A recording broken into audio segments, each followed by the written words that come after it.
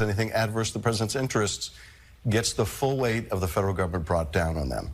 I wasn't exaggerating when I said that I received in the mail a Trump 2028 hat from one of his biggest supporters. These guys are not screwing around. And so you take something like that, just case point example, and say, Trump has been defeated.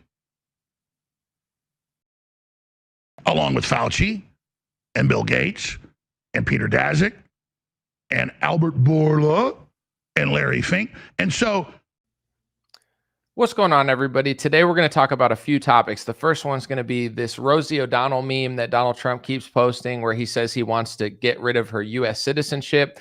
It's funny because Rosie O'Donnell's disgusting and weird and possibly like losing her mind, but this seems to be a slow roll of Donald Trump and U.S. presidents being able to revoke your citizenship based on criticism of the U.S. government. And people might think that's an exaggeration or crazy, but I'm going to show a few things into the Trump administration, into what they seem to think is problematic to bring people into this country. And I think there's a few dots that a lot of people aren't connecting that may be interesting. Second thing I want to do today is I listened to Alex Jones's response to Owen Schroyer, and I have a few things to say, not about their personal drama, but just some stuff that Alex is doing. And he keeps telling his audience that, you know, you're being pessimistic if you're criticizing Donald Trump. And, you know, listening to him, it's hard for me to do it because I feel like even in that episode, he started just being so phony. And I just want to give my opinion publicly about what he's saying about Donald Trump, the vaccines, et cetera, because I think Donald Trump, I think Alex Jones is completely wrong, and I just want to respectfully give my response. Then I want to get into some of the stuff with Trump's beef with China and Russia. He's getting more and more upset at them as they meet in other countries with Kim Jong-un. And I want to play a clip of Bill Cooper. If you guys know who Bill Cooper is, he's a legend. And something that he said years or decades ago has come extraordinarily true over and over again, and it has aged like fine wine. So I want to show you an example of what he was talking about decades ago, and then just play a clip of him speaking. So it's going to be a really great episode. Thank you guys for being here. I got a lot of clips loaded up. Dreamer Podcast starts now. Give me a thumbs up in the comment section if it sounds good. Give me a thumbs up on the video for the algorithm, and I appreciate y'all for being here. Thank you so much. It's the Dream Rare Podcast. Welcome to the show. The way to get the news at the desk or on the road. Let's go. God is great and success in our control. The world is crazy, but we get better from obstacles. Yeah. Welcome to the show. I'm Scott Adams, and this is my serendipitous sip. No, I'm just kidding. Shout out to Scott Adams, even though he blocked me on Twitter because he was wrong about the vaccine. But, you know, God bless the guy. That was just a little intro humor because I was taking a sip of coffee. Ha, ha, ha. It always gets cold during my show. All right, let's get right into it because I'm going to play just a few clips of these for those who just came into the show. Donald Trump's been posting a lot of funny stuff on his social media. I mean, to be honest, it's not that funny. It's getting a little repetitive, but he posted this clip of Adam pencil neck Schiff with his neck kind of like out. Anyone who stands up to the president, anyone who criticizes the president, anyone who says anything adverse to the president's interests gets the full weight of the federal government brought down on them. I wasn't exaggerating.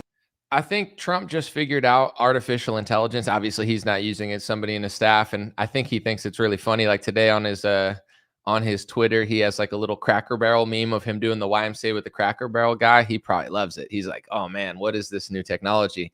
But the real thing I want to talk about is this Rosie O'Donnell post, because this, you know, was a big post of his, I guess, and everybody's laughing at it, but I laughed at it because she looks disgusting. However, let me explain why I even did this video in the first place. Let's look at it. So obviously, I don't think that's like a real picture of her. It looks like semi-Photoshop, but she is really weird looking. Trump said, as previously mentioned, we are giving serious thought to taking away Rosie O'Donnell's citizenship. She is not a great American and, in my opinion, incapable of being so.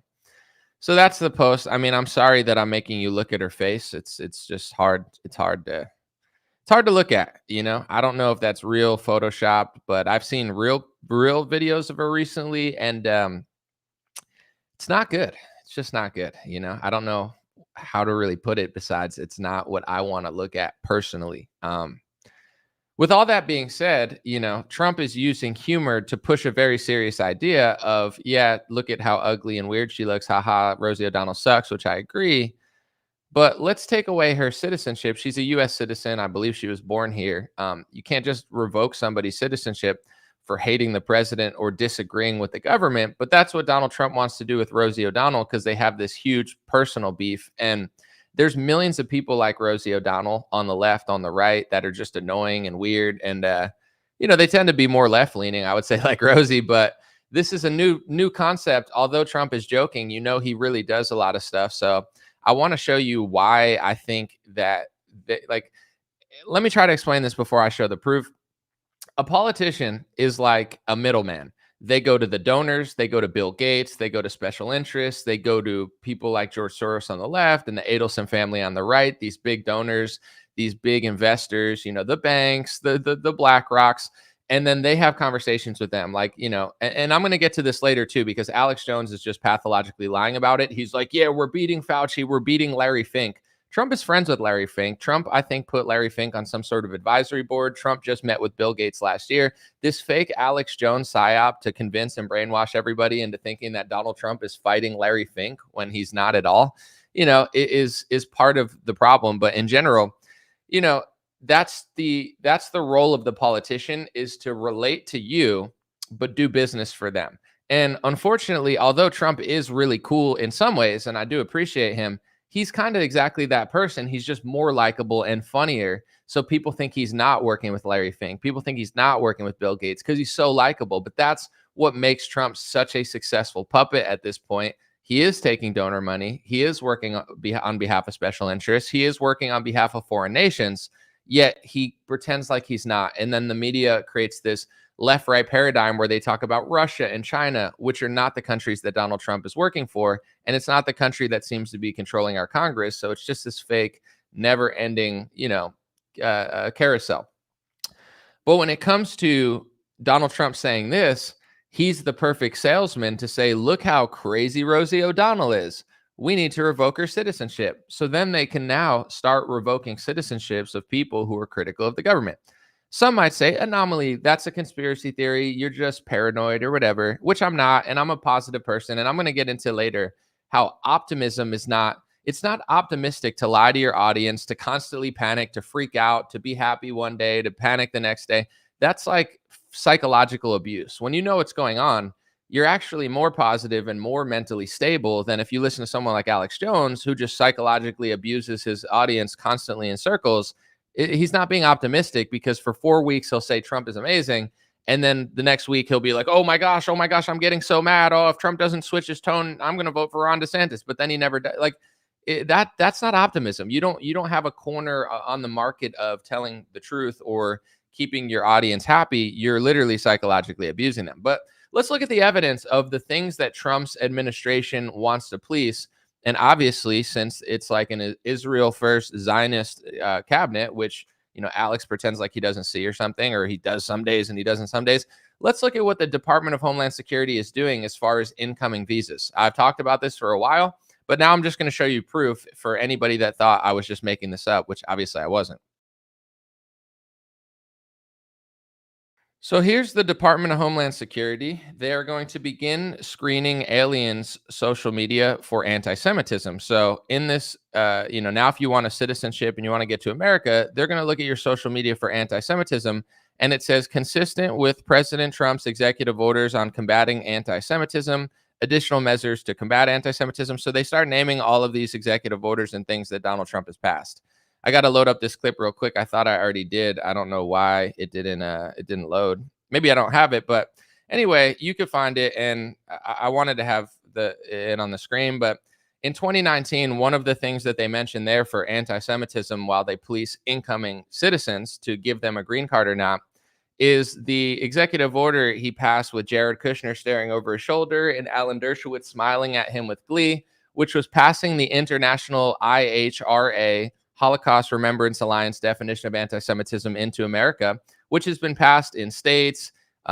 Eric Adams passed it. Kristi Noem passed it. It's been passed into Argentina. It's been passed into France. It's this creepy definition of anti-Semitism that's been created in the 2010s that just so happens every government in the West wants to pass into law, including Republicans who don't believe in hate speech. And I want to be clear real quick, because there's going to be people, and I hate to be repetitive on this topic, but I want to speak very clearly to either those who don't know or those who are going to try to misframe me. That's sweet. I just got kicked off my live stream, but I'm back. I don't know exactly what happened there. But anyway, you know, your definition of anti-Semitism doesn't matter. My definition of anti-Semitism doesn't matter. What you think that means doesn't matter. What matters is what Trump passed into legislation. It is now part of defining the law, which, although it can't get you arrested in America, Trump is further and further pushing into law. So while he can't arrest a U.S. citizen for breaking one of their international anti-Semitism hate speech laws that they passed into government like 6 years ago for the first time, from 1776 until the 2010s, we didn't need anti-Semitism laws because that's not the way the founders intended our country. But Donald Trump is such a Zionist bootlicking like puppet that he and DeSantis and all the Republicans that have brainwashed all the Republicans, oh, they're our heroes, they're so great. They're all basically essentially like working for a foreign nation and undermining our country. It's the definition that they pass that matters because that's what they're policing. So I'm just going to show you again. What are they policing incoming people to be? Say you want to be a US citizen and it's like, hey, I want to be part of America. How do I? Well, now they're looking at your social media for anti-Semitism. What is anti-Semitism based on the clickable links that you see on the screen right there? Combating anti-Semitism, the executive order that Trump passed, etc. What is the definition? I've told people several times, but you could look it up on the State Department. It says, you can't say, I'm going to call them the people that must be named. And the people that must be named are three groups. There's a race, that's that group. There's a religion, that's that group. And then there's the country of Israel, that's group. So it's like an interchangeable definition. It can mean pretty much anything. You can't say they own banks. You can't say they own media companies. You can't say that they control politicians, even though they literally do. You can't say that they have dual loyalty, even though a lot of people in media and politics absolutely have dual loyalty. You can't say that they killed Jesus. That's one of the hate speech terms. You can't criticize Israel more than you criticize another democratic country, which makes no sense. I criticize Ukraine more than I criticize Switzerland, but it's not because I hate Ukraine. It's because they're more central to annoying me right now based on our foreign policy and domestic policy. But why would I want the U.S. government saying I criticize Ukraine more than I criticize Switzerland? That's what they're doing for Israel. These are being passed into law. That's what they're scanning social media for. If somebody wants to come into the country, let's just say Ron Paul wasn't a U.S. citizen. He was a guy from Norway, and he wanted to come to the country. Ron Paul, under Trump's Zionist first administration, who's rigging the government for Israel, Ron Paul would not be able to become a U.S. citizen because they'd scan his social media and they'd call him an anti-Semite for speaking the truth. Thomas Massey would not be able to become a U.S. citizen. Candace Owens would not be able to become a U.S. citizen. Tucker Carlson would not be able to become a U.S. citizen. So Trump is rigging the immigration process to only allow Zionists or people who completely bow down to Zionism. If they deem you're anti-Semitic, which is basically just telling the truth about 15 different topics, because based on the international definition that was created in the 2010s somewhere in Europe, that Argentina, Canada, France, Germany, and then there's, I'm not trying to be rude or pick a fight, but there's people like Brandon Tatum that just constantly say, I stand for Israel. I stand for Israel.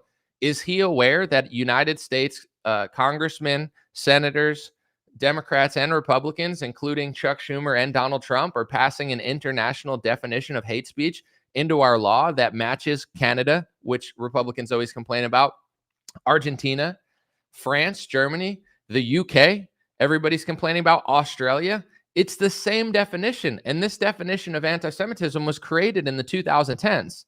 If you need any other proof that the Western world is being controlled, just look at the fact that they're all passing the same international speech laws. Imagine if every Western nation was passing Saudi Arabia speech laws where you couldn't criticize Saudi Arabians or say they controlled your banks. If there was a law in America saying, I can't say Saudi Arabians control our banks, I would just assume they are controlling our banks, and now we're under some sort of Sharia law where we can't criticize our masters. If there was a law that said we can't say Saudi Arabians have dual loyalty to Saudi Arabia, I would consider it a cover-up where Saudi Arabians were working for Saudi Arabia and they just didn't want us to talk about it. If there were laws that we couldn't say that Saudi Arabians killed Jesus, that's weird, but that's what's going on with Israel, one race and one religion. And you know what race and religion it is. I just don't want to say it because these are special boys and special girls and special people that need special speech laws in South Dakota, even though they're less than 1% of the population. But since Zionist puppet Kristi Noem was the governor there, they have special boy speech laws in South Dakota, even though barely anybody lives there. And because Kristi Noem is a Zionist puppet, now she's allowed to run the Department of Homeland Security. And if you think Anomaly, you're just saying that. Why you think if Kristi Noem took a hardline stance against these anti-Semitism hate speech laws, you think she'd still be there? Matt Gaetz was one of the only government people that took a hardline stance against these speech laws. He's one of the only honest people. Him, Marjorie Taylor Greene, Thomas Massie. What happened to Matt Gaetz?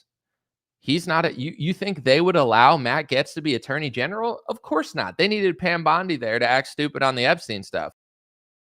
The reason Kristi Noem was probably able to become the Department of Homeland Security Barbie is because she's Zionist first. And now they are scanning and screening social media to make sure that nobody that speaks honestly about Israel, nobody that speaks honestly about Israeli control over America, nobody that speaks honest about basic pattern recognition will be allowed to become a U.S. citizen. That's going on right now, and it's barely being reported because most Republican media is fake opposition Zionist media, which we'll talk about more. And why would they tell you that they're scamming you and selling your country out to a foreign nation? Trump will tell you in a press conference, he'll say, they should literally control our Congress, but nobody seems to notice when he says that on a radio show. He literally said that. He said they used to control our Congress. Now they don't, but rightfully they used to. Yet nobody bats an eye because Donald Trump is the Pied Piper. He just does the YMCA and it brainwashes people. I think he's my hero. It's like it's like the Zoolander song. They just play that song and then boomers they can't think anymore. But anyway, so when Trump floats the idea that he could take away Rosie O'Donnell's citizenship based on the fact that she's annoying and criticizes the government, where do you think they would go with that if they could? You don't have to guess where you think they might go with it. You just have to look at where they're going for it. Where are they rigging incoming citizens? For who? For Israel, for Jewish people and Judaism. They're rigging the incoming process to make sure that everybody coming into this country is loyal to a foreign nation, and if there's any sort of criticism of them. And like I said, it says there in how they're policing it in the Department of Homeland Security. It says what they mean by it. It's not what you think they mean. It's not what they tell you on the television what they mean. It's the actual definition they're passing into law. That's the definition of anti-Semitism. So if they're scanning social media for anti-Semitism, it's that, not what you think it is. What you think it is, they're going to go for terrorists. What the definition they pass into law is what I just told you. Just go look it up. Google defining anti-Semitism State Department. You can read the laws for yourself. Anytime any Republican sees the laws or any boomer sees the laws, they go, I disagree with those. That's crazy. Yeah. But then they forget about it once Trump does the YMCA. They're like, oh. It's like Ben Shapiro sells them sheet. Oh, forgot about it. But anyway, that's where they'll probably go with this. I don't trust Donald Trump at all. And I think he's using humor to float the idea that they can revoke citizenships from U.S. citizens who criticize the government. And once again, all of our greatest patriots, if George Washington was a European with the exact ideology that George Washington had in his farewell address, and he was trying to get to the United States of America, Donald Trump's Zionist first government and DHS Zionist Barbie, Kristi Noem, would not allow George Washington into the country. And they'll say, yeah, we would. No, you wouldn't, because George Washington would be deemed an anti-Semite, because George Washington wouldn't want you to love or hate any other foreign nation. He spoke explicitly against that. So if George Washington came back, he would sound more like Ron Paul than Lindsey Graham. And he would sound more like Thomas Massie than Mark Levin and Donald Trump. And Trump's government would call him an anti-Semite. And he would break the anti-Semitism hate speech laws, and then they wouldn't let him get a citizenship. So I don't know. I don't need to speculate where they might go with this. I know where they're already going. They're already rigging the immigration process against people who criticize Israel. And they're already trying to throw students out of the country who've never broken a law. And they're trying to say that now incoming students don't have the First Amendment. Okay, so if a student in America doesn't have the First Amendment, for what topics? For Israel? For talking about Jewish statistics? But what if they talk about black crime statistics? Can you deport them for being racist? What if they speak the truth about, something else? What if they criticize the pharmaceutical industry? Can you deport them? Trump is setting all these precedents for who does and doesn't have free speech in this country that have never been a thing. And he's rigging it for Israel on every level. Like everything he does is for Israel. So when he says this about Rosie O'Donnell, to me, it's just like, that's the easy, it's like doing the airplane for a baby. So they open their mouth so you can feed them applesauce or whatever. Like, here it comes. That's the Rosie. Here's Trumpy Wumpy, the vaccine salesman. Oh, Rosie O'Donnell sucks. That's what they do. They look at Americans like they're cattle, and they're like, okay, how do we convince these cattle to want to revoke their own citizenships of people who are critical to government? Well, you can't start with like Ron Paul. Imagine if they came out and they're like, we want to take Ron Paul's citizenship away because he's criticizing the government too much. Nobody would agree with it. You have to start with Rosie O'Donnell because she looks disgusting, she sounds disgusting, and she is disgusting. You know what I'm saying? Rosie O'Donnell is a weirdo, and her hate for Trump is like destroying her. And this is why George Washington, this is a message for the left and the right. George Washington said, you can't favor any foreign nation and you can't hate any foreign nation. And it's the same on a personal level. Even if you don't like Donald Trump, Rosie, you can't hate Donald Trump because your hate for Donald Trump is like toxicity destroying you. Your hate for Trump is destroying you. You don't have to like Donald Trump, but don't let it consume you, Rosie. You're an American hero, Rosie. You've been in movies, you were like the girl in the baseball movie. Everybody liked you. And now you're just like, you and Kathy Griffin look like you're rotting from the inside out. Listen to what I just said. I'm not even the biggest fan of Donald Trump, but you can't let your hate of somebody consume you. So that's my advice to Rosie O'Donnell. And my advice to the U.S. citizens is keep an eye on Donald Trump and Howard Lutnick and his band of married donor people, because they're doing a lot of weirdo stuff. And I'm going to talk about a little bit later. Second thing I'm going to talk about real quick, and I'll look at the comments at the end, but I got a lot of clips to go through, so I don't want to lose focus. Alex Jones, I listened to his whole response to Owen Schroyer because it was only 48 minutes long. And I'm not going to talk about the personal stuff, the salaries. I don't know about that. I've never worked at InfoWars. That's between him and Owen. They have a lot of personal issues. And, some things that Alex was saying actually made sense and made me want to like be on his side. Not that I'm against him or anything. I'm just saying like I like Owen better than Alex as far as like I think he's more authentic. But I was listening to Alex and I'm like, he's making some good points. He is making some good points. And then he goes off during the Owen video and starts losing it about how Owen would criticize Donald Trump and how, Trump is fighting Larry Fink, which is not true, Bill Gates, which is not true. So it's hard for me to trust or believe Alex Jones because it's like, even when I was trusting and believing what he said about Owen, then he makes it a whole like Trump spiel that is like provably not true. So I'm going to play the clip and then I'm going to give my detailed response to Alex, not about the Owen situation. That's between him and Owen. I already talked about that from an outside perspective. I'm just having a real conversation, American citizen to Alex Jones, about why are you doing this? And what do you think you're just going to bully everybody that's telling the truth? Because Owen is more honest on this topic and it seems to really bother you. But I'm going to be honest on this topic too. But I don't work for you and I never did. So what he said Trump has admitted defeat on warp speed. And I guess you can look at it. That's actually a true statement. Okay, Trump admits defeat. I know he was conned. He was roped into it. They gave him fake statistics. I said that back at the time. I know because I know the people involved. I've talked to Kennedy, all of them. The lawyers involved, the people that got the documents. We already know all this. But now it's coming out.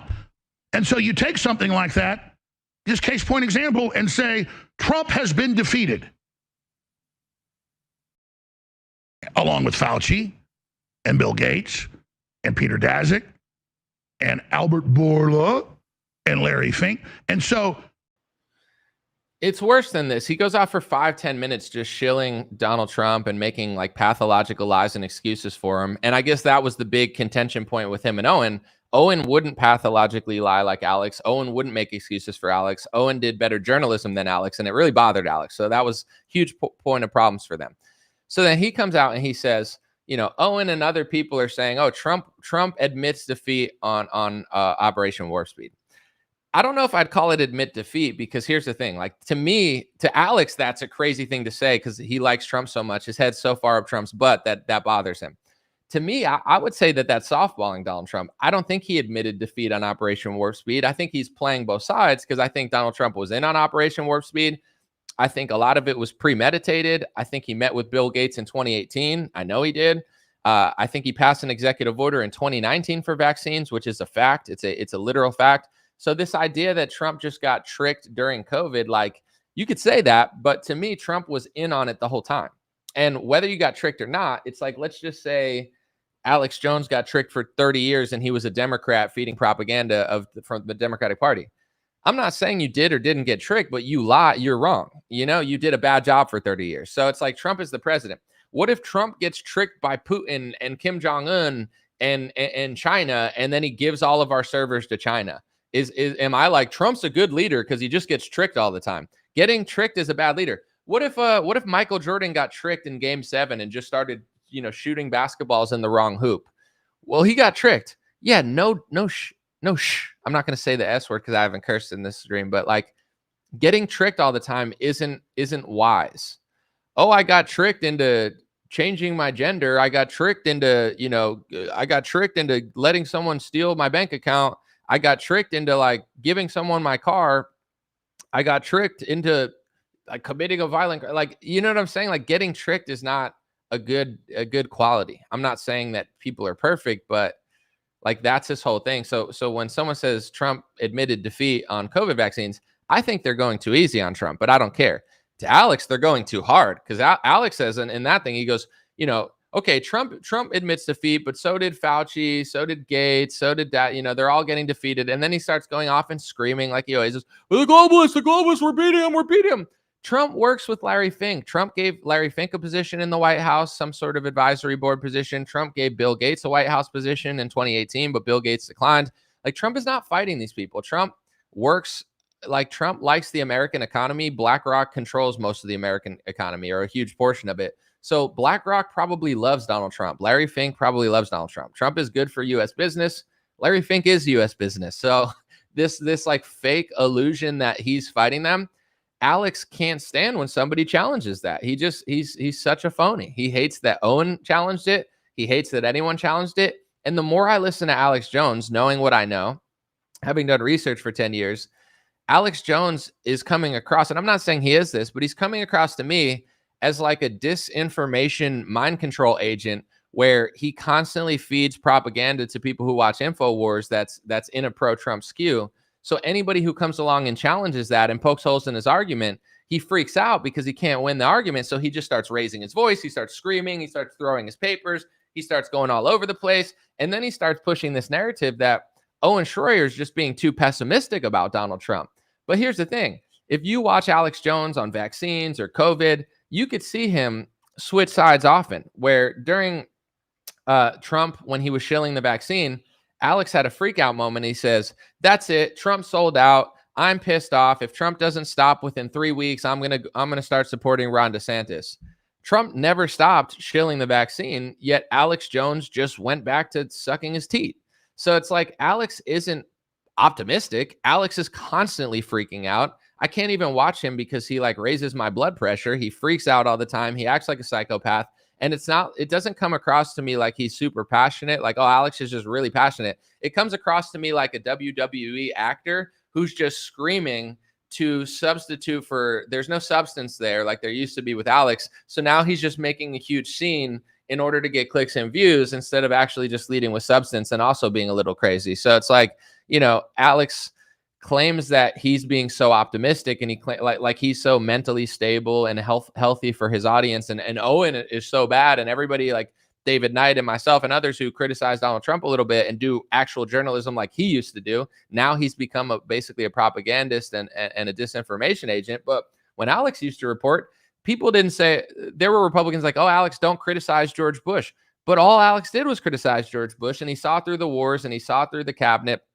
But with Trump, he plays this fake moral high ground, like, I'm being so optimistic.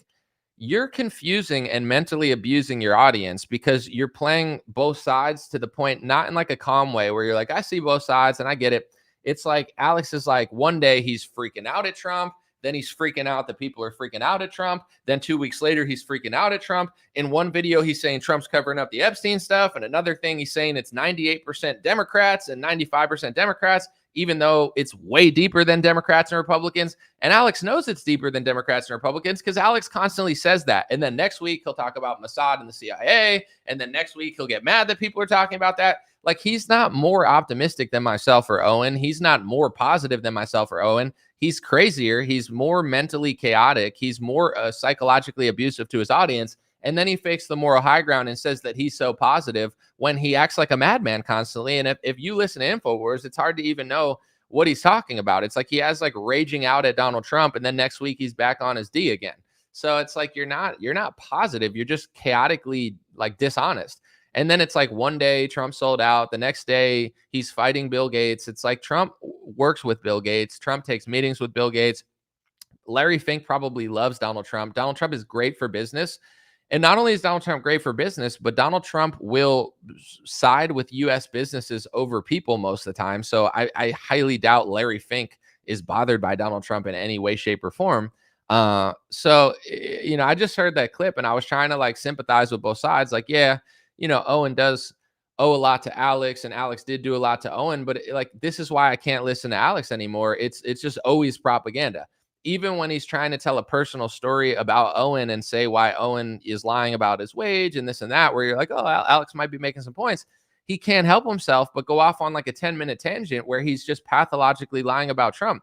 We know that Bobby Kennedy's doing stuff for vaccines. I mean, I can't speak for Owen Schroyer, but like, I voted for Donald Trump, and I know that some people hate me for that. How could you say all this stuff about Donald Trump and vote for him? I guess I just look at it like a chessboard, and it's like the chessboard of Biden meant 4 more years of open border, flooding our country to the, like, to me, a lot of libertarians and a lot of truthers, they don't think about racial demographics. They don't think about immigration that much. Like, a lot of people are more libertarian anarcho where they don't care that much about that. Okay, but I do care about that. I do think flooding the country with 10 million illegal immigrants over the next 4 years is highly bad for the country, right? So I'm looking at the chessboard of what the Biden administration does, what the Trump administration does, and I think to myself, even though Trump is full of it, even though he's a phony, he's still better on a lot of categories. And all you have to do, like, even though I've said everything about DeSantis, right? I do think he's pushing too many speech rules. I think it should be called out. I think it's egregious. He's also trying to eliminate property tax. He also hired Joseph Ladapo to Surgeon General, who's the best Surgeon General in the country, who is now getting rid of all childhood mandates for vaccines. I think it's going to be the first state that completely eliminates mandates. This would not happen under a Democrat. I'm not under this illusion that some Democrat would do this too. They won't. The Democratic Party is insane. So this is my personal strategy: is I vote for these people, or I sit out if I'm just uninspired. But I do think that they're better, and I do think that we need to guide them towards the right solution. So I don't know what Owen did, but it's like, even if you like Donald Trump or vote for Donald Trump, I still think the right solution is to call him out, because we only have 2 options. If I had 1,000 options, I would never vote for Donald Trump. I would vote for someone like a Thomas Massie over a Trump, but we don't have those options. So it's like, that's all we have. Biden would have been a disaster. Kamala would have been a disaster. Trump's a different type of disaster, and I'm just being honest about it. You know, I could sit out, I could vote. It doesn't really matter either way, but I do prefer Republicans, even though I think they're sneaky and dishonest, because I think the baseline that they're providing is higher than what the Democrats are providing. And to me, it's like a math equation and a chess game in my head. And I've come to the conclusion that it will be better if they get in and we challenge them. With that being said, you know, I don't get, like, people like Alex, like, he obsesses over Trump, and I know he calls him out sometimes, but he does this Q thing, like I said the other day, where he says, oh, I'm not QAnon, I don't believe in QAnon, which he claims to not, which I don't think he does. But like, Alex is essentially his own InfoWars Q. And I'm not saying you can't listen to Q and be a normal person. I'm not acting like the media. It's just what Q does is it takes everything that Trump does and tries to make up a story where it's true. Like, he's passing Israeli speech laws, but he's doing it to expose Israel, and he's saving them for last. No, he's not. He's just working for the donors. Just like it would be like if George Bush did things and I'm like, oh, he's just tricking the opposition. It's almost like a mental illness where, instead of, you know, it would be like someone in your family like telling you they needed help, and you're like, no, you're secretly thriving, and this is a plan for you to just be strong. And they're like, no, I literally just need help right now, or I need you to like pay attention. I'm all for optimism, but that's what I feel like Alex does most of the time is he gets mad when people call out Donald Trump on certain issues, and then he'll do these spiels where he'll be like, I know these people, blah, blah, blah. Yeah, Kennedy's doing a great job at HHS. His people are better than Biden's people, right? But Donald Trump is not completely innocent on all of this Operation Warp Speed stuff. And even if he did get tricked and it all comes out, okay, so what? Like he's the president. He's not a baby. Like if he got tricked and he did a lot of messed up stuff because he got tricked, I'm not saying he should go to prison. Some people probably think he should, but I'm not saying that Trump should. I'm just saying like, why is Alex so defensive when people call Trump out? Why is he trying to cover it up that like, oh, it's just Fauci? And then you watch a bunch of InfoWars commercials. Like when I was watching the show, I barely do, but I wanted to see what he said. And the commercials are like, it's the Fauci vaccine. It's the Fauci vaccine. Like Alex is trying to create this alternate reality where only Anthony Fauci likes the vaccine. Trump says he's the father of the vaccine. Trump still creates credit for the vaccine. Trump went on TV 2 weeks ago and said it was a military operation that he's proud of.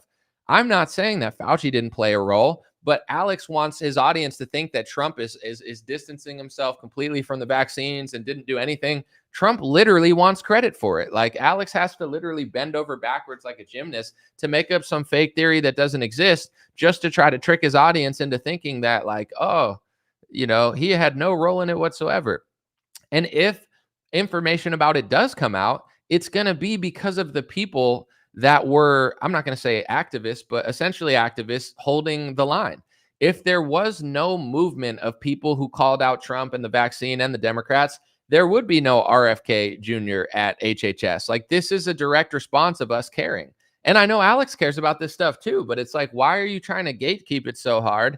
And why are you trying to act like you're so optimistic? Like he's not optimism is not, and this is like what Alex does and a lot of people on the right do. They'll shill for Trump, shill for Trump, shill for Trump.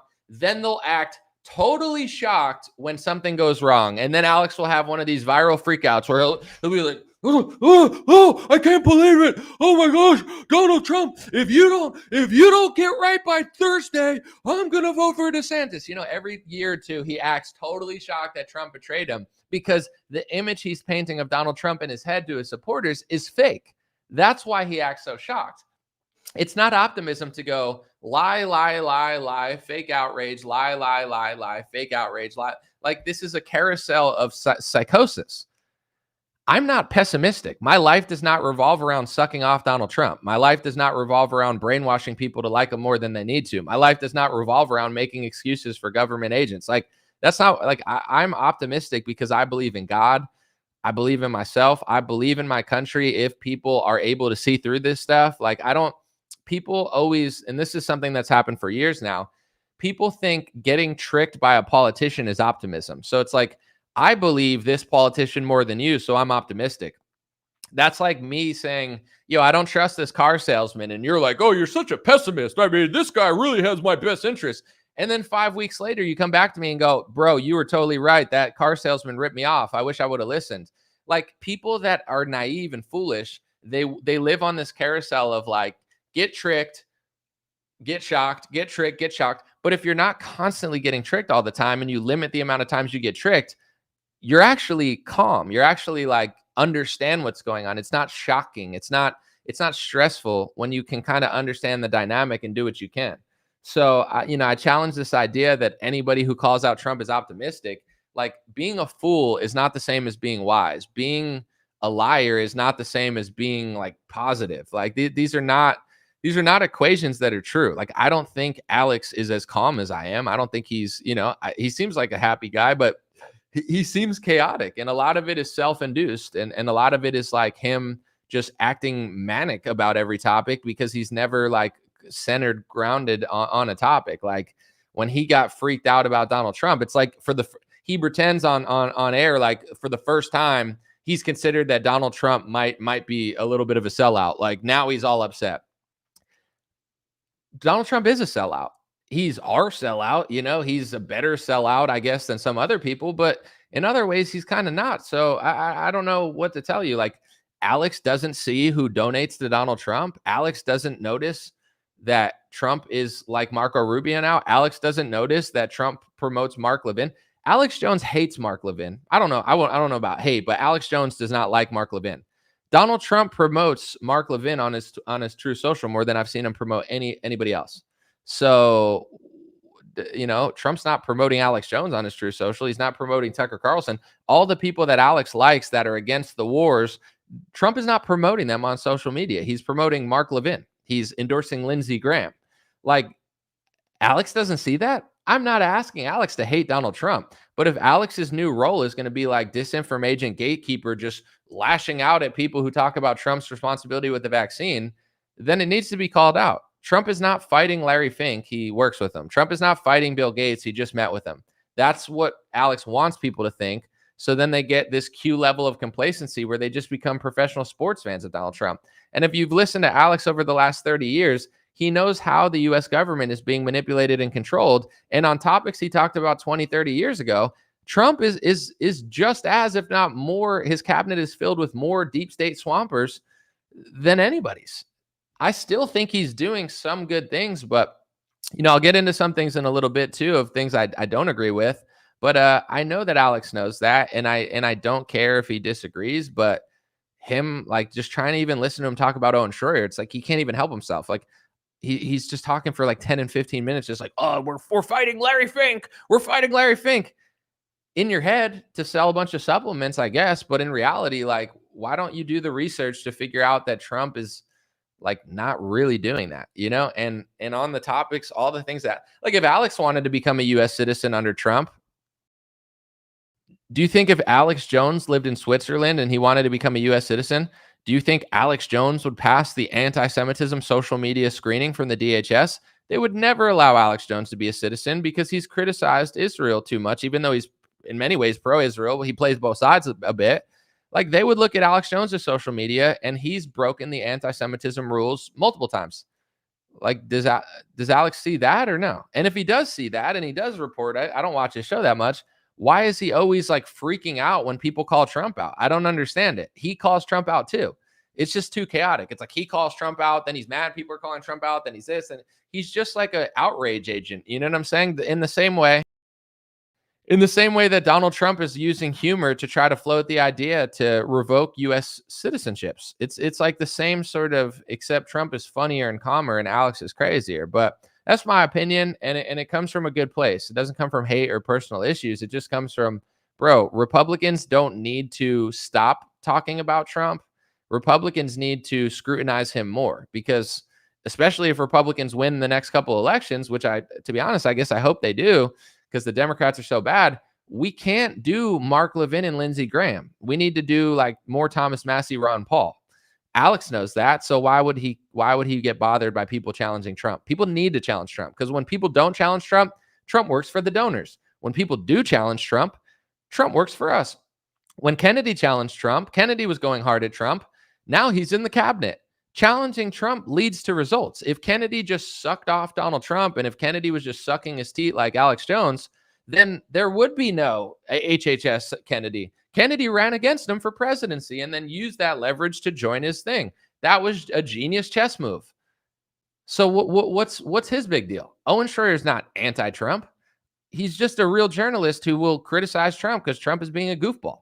So, stop with the nonsense. Nobody's falling for it. This next story I reported weeks ago, and I did it, I would say accurately, because I just heard the speculation in like some early reports, but now it's coming out into the press. And once again, if you watch my show, you probably saw this in the news today, and you're like, oh, Anomaly talked about that 3 weeks ago.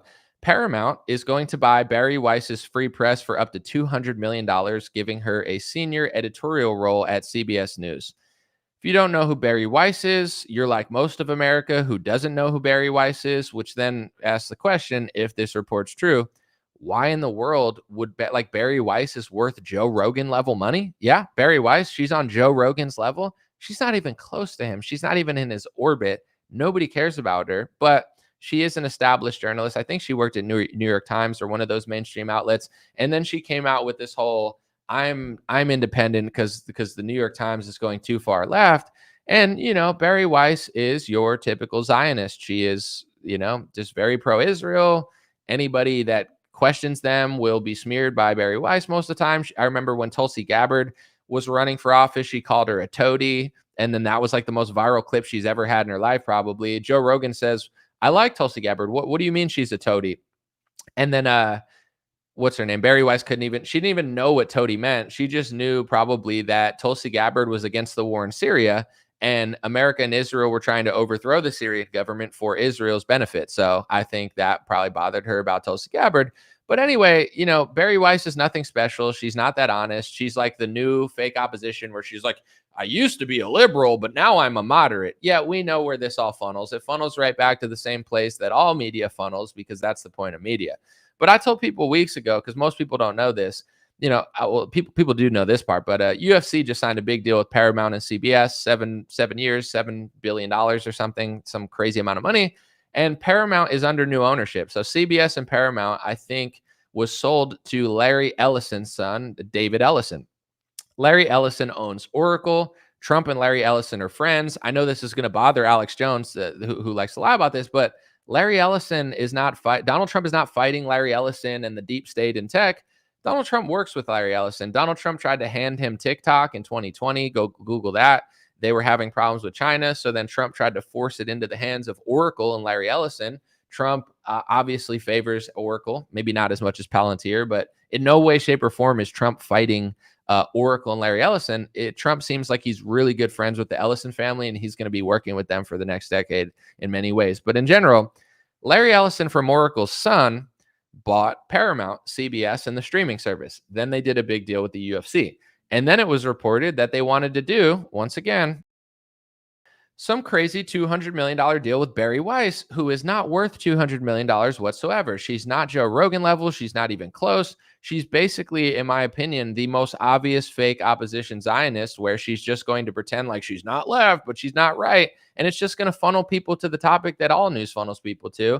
So is it a coincidence that Larry Ellison's son's going to, in my personal opinion, overpay for Barry Weiss so she can control their media situation? No, that's all media. All media is like that.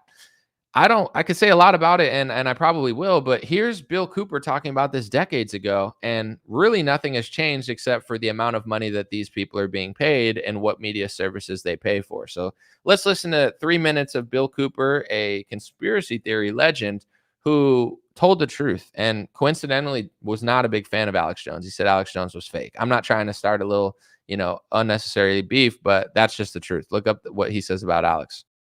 And that means you can't rely on the media as it is today either. Oh, of course not. All the media in this country, radio, television, and print, is all owned by 5 corporations. All of these corporations that own the media are owned and controlled, and members of the Council on Foreign Relations sit on their board of directors. Can you name those 5 corporations? Is that... Not off the top of my head. Okay.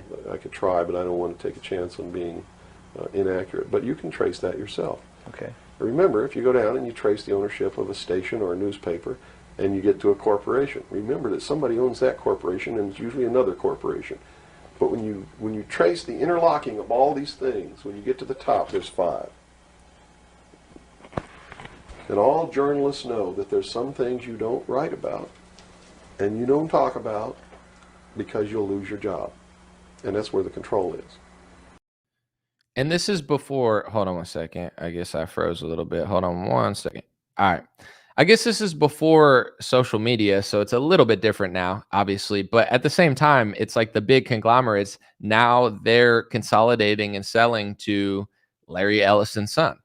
And then they're going to sign Barry Weiss for a couple $100 million, allegedly. Listen to what he says about Dan Rather and how they overpaid Dan Rather. Millions of dollars was a lot at the time, like more than it is now. But listen to what he says, because it's spot on. It's exactly what they're doing. And that means you can't rely on the media as it is today either. Oh, of course not. All the media in this country, radio, television, and print, is all owned by 5 corporations. All of these corporations that own the media are owned and controlled, and members of the Council on Foreign Relations sit on their board of directors. Can you name those 5 corporations? Is that... Not off the top of my head. Okay. Sorry, I played the wrong one. Let me play the second one. My bad. And that's why they pay anchormen like Dan Rather $2 million a year, because he doesn't question them. He knows that if he goes against them, he's going to lose $2 million a year. Do you think a man that looks pretty and sits in front of a TV camera for the 6 o'clock news is worth $2 million a year? No way. I don't care how long he works, and I don't care what he does. There is no job worth $2 million a year. That's why they pay athletes these fantastic salaries. I was listening to the radio the other day. They just contracted to pay one player on one team $6 million a year. Can you believe this? And why is that? It's the Roman circus.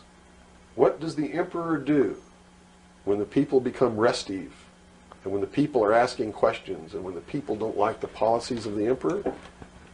He sends them to the circus. He creates a circus. He builds a giant coliseum.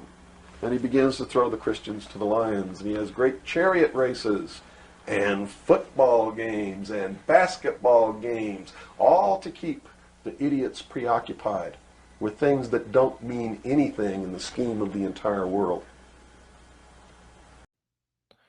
I love sports, but he's totally right. And the point that he makes here is like a really good point, because he's like, there's men who they don't know anything, right? I love sports. I could sit at a bar. I could talk tennis. I could talk basketball. I could talk baseball. I could talk any sport. I love sports. I love the UFC. But I also know other things. I also, for a living, talk about something more meaningful than sports. There's some men that know nothing. So that they don't have the time to learn what the truth is. So they don't ever get smart enough to learn how they're being manipulated. So they don't ever question the emperor.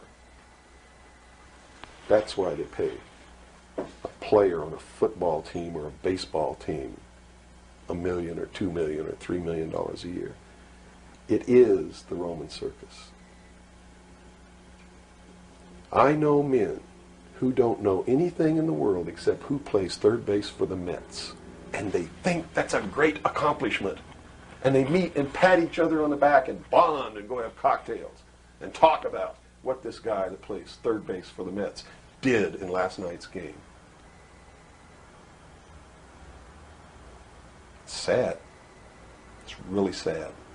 Is there any room in If you want to watch the full clip, it's like 5 minutes long. I just posted it on my Twitter at Legendary Energy. But yeah, it's a great clip, and it ages really well. Like I said, I love sports, but he's totally right. If that's all you know, like I wouldn't mind if society was good and everybody just kept it simple. But when things are falling apart, and even when I watch certain situations, like I'll watch a football game and just like watch how people react, right? New York City, they faced it. I used to go to New York City all the time growing up as a kid, and like they faced lockdowns, they faced vaccine mandates, they were banning athletes from playing at the US Open. All of these crazy things were happening to New York City. And the crazy part about New York is that a lot of people don't have yards. So especially like if you're lower income and you live in the hood, and the government's telling you to lock down, it's way less healthy than it is if you have a lot of space. Like if you have a mansion, you're like, we're all in this together. Bro, you got a hot tub in your backyard, you can get fresh air. If you live in the hood or you just live in New York in general, like there is nowhere to go. They locked the country down. Nobody gave a shit. There's basically like no backlash whatsoever. And then the New York Knicks, who I like, but they win a game. And everybody goes out in the streets, and they're going nuts. They're crying. They're running in the streets. I like sports. I'm not a sports hater. I think there's room in society to celebrate a sports win. I like it. But that's all you do? You didn't have a problem that millions of people were being force injected? Millions of children couldn't go to school or play sports without it? You were locked in your house, like suffering, not getting airflow during March, April, May, June, July. But then you go out and act like a bunch of animals in the streets over Jalen Brunson hitting a three-pointer. Like it is embarrassing, you know? And some people hate sports and they're like, all sports sucks, blah, blah, blah. I play sports. I watch sports. I'm as sympathetic as anybody, but it is pathetic when that's all you do. You weren't out in the streets against the mandates, but you're out in the streets because Miles Bridges hit a 2-point shot and, Karl Anthony Towns hit a 3-pointer. It's pathetic. Celebrate all you want, but have depth to what you're doing. And just like he said with Dan Rather, I believe that's why they're going to pay Bari Weiss, because she has the ideology and the foreign policy that they want in the press. And the thing he was talking about with all the corporations kind of like owning each other, like it's fascinating when you really get to the core of it. And now these tech companies are going to start buying up more media the same way Ellison's bought up CBS. But like the UFC, I've mentioned this before, but it's an interesting kind of connection. Everybody sees Dana White because Dana White's the CEO. He's the best sports CEO in the business. He's great. I mean, you know, he has his flaws, but I like Dana White. I think the UFC is the coolest sports league that's the least controllable on most topics. Who owns the UFC? Most people, if you ask people in the street who owns the UFC, they'd say Dana White. Dana White's not the owner of the UFC. It used to be the Fratelli brothers or something like that. There was some sort of like Furtada brothers. I forget their name. But anyway, they sold it to Ari Emanuel. Ari Emanuel also owns some big, I think now he owns the WWE, like they merged with the UFC. But I think he used to run or still runs some sort of big talent agency that most of Hollywood, like I'd have to look it up real quick. I don't want to be inaccurate. Let me see. Ari Emanuel owns what agency for talent? I think it's called WME. So Endeavor, WME. William Morris Agency has merged with Endeavor Talent Agency. Has, you know, that's another one of his companies besides Zuffa that owns UFC and WWE now. So if you want to make it in Hollywood, William Morris is one of the biggest talent agencies. But he also owns one of the biggest sports leagues. And his brother just so happened to be the mayor of, Chicago, and one of the biggest and most influential Democrats maybe in the last 30, 40 years. Maybe he's not top 5, but he's probably top 20. He served in other administrations as well as just in Chicago. So it's one of those things where I have no problem with the UFC. I don't care who owns it, but it is kind of wild where it's like, okay, he owns that sports league, the biggest talent agency, or one of the biggest talent agencies in Hollywood. And then his brother is like a really influential Democrat. You know, you trace now, most people have no idea that Larry Ellison's son owns CBS and Paramount, but he does. And then when they get their news from CBS and Paramount, and all the people that aren't keen to this stuff will go, "Oh man, CBS is really changing. It's really moderate now. It's not as liberal as it used to be." And I'm just guessing and speculating, but based on evidence and obvious, it's the same thing the free press was. Bari Weiss left the New York Times or whatever and was like, "I've seen the light. I'm more moderate now." And it's just a Zionist funnel. And that's probably what CBS is going to be. And they need somebody like Bari to do that. And foolish people that don't pay attention and don't know anything are just going to read it and be like, "Oh man, wow, I never thought CBS was going to be based. I never thought CBS was going to really turn the leaf." And, you know, maybe they will turn the leaf in some ways, and maybe they will do good reporting, but I guarantee you, they're not going to do good reporting on one topic or accurate reporting on one topic. But, you know, that's the name of the game.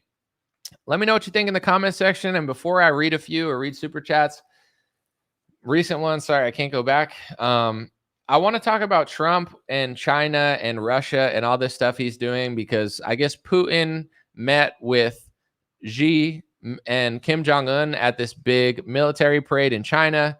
And Trump said, I don't know what he said, but he sent out like an ominous message to Kim Jong-un and Putin, like, "How dare you help the enemy?" And like, "You've betrayed me," or something along those lines. I'm saying it wrong, but I'm paraphrasing.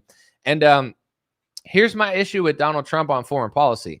I'm not asking him to be best friends with Xi or whoever. I don't really care who he does or doesn't like. I have a more George Washington approach of like, don't love or hate anybody too much. But, you know, Trump is kind of a cornball, because if you look at all of our allies, right? Like, let's just look at Israel is our main ally. We fight wars for Israel, even though they say we don't. We pass speech laws in our country for Israel. We give them foreign aid, and in return, we get called anti-Semites, and they rig our immigration process. So I'm not saying it's Israel's fault. I'm just saying, me personally, I think there's room for an ally with Israel. I just don't think we've been getting a fair shake recently. And I think like all of our politicians seem to work for them, and it's coming at the expense of our entire nation.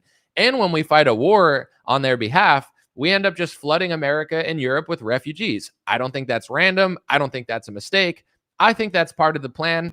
And I don't think Israel cares or has to care, because they're not doing it. But Europe does it, and America does it. And, you know, Everybody else suffers while they gain. What a coincidence. But anyway, it's like there's one of our main allies that, I think we can be aligned with, but I just don't think it's fair now.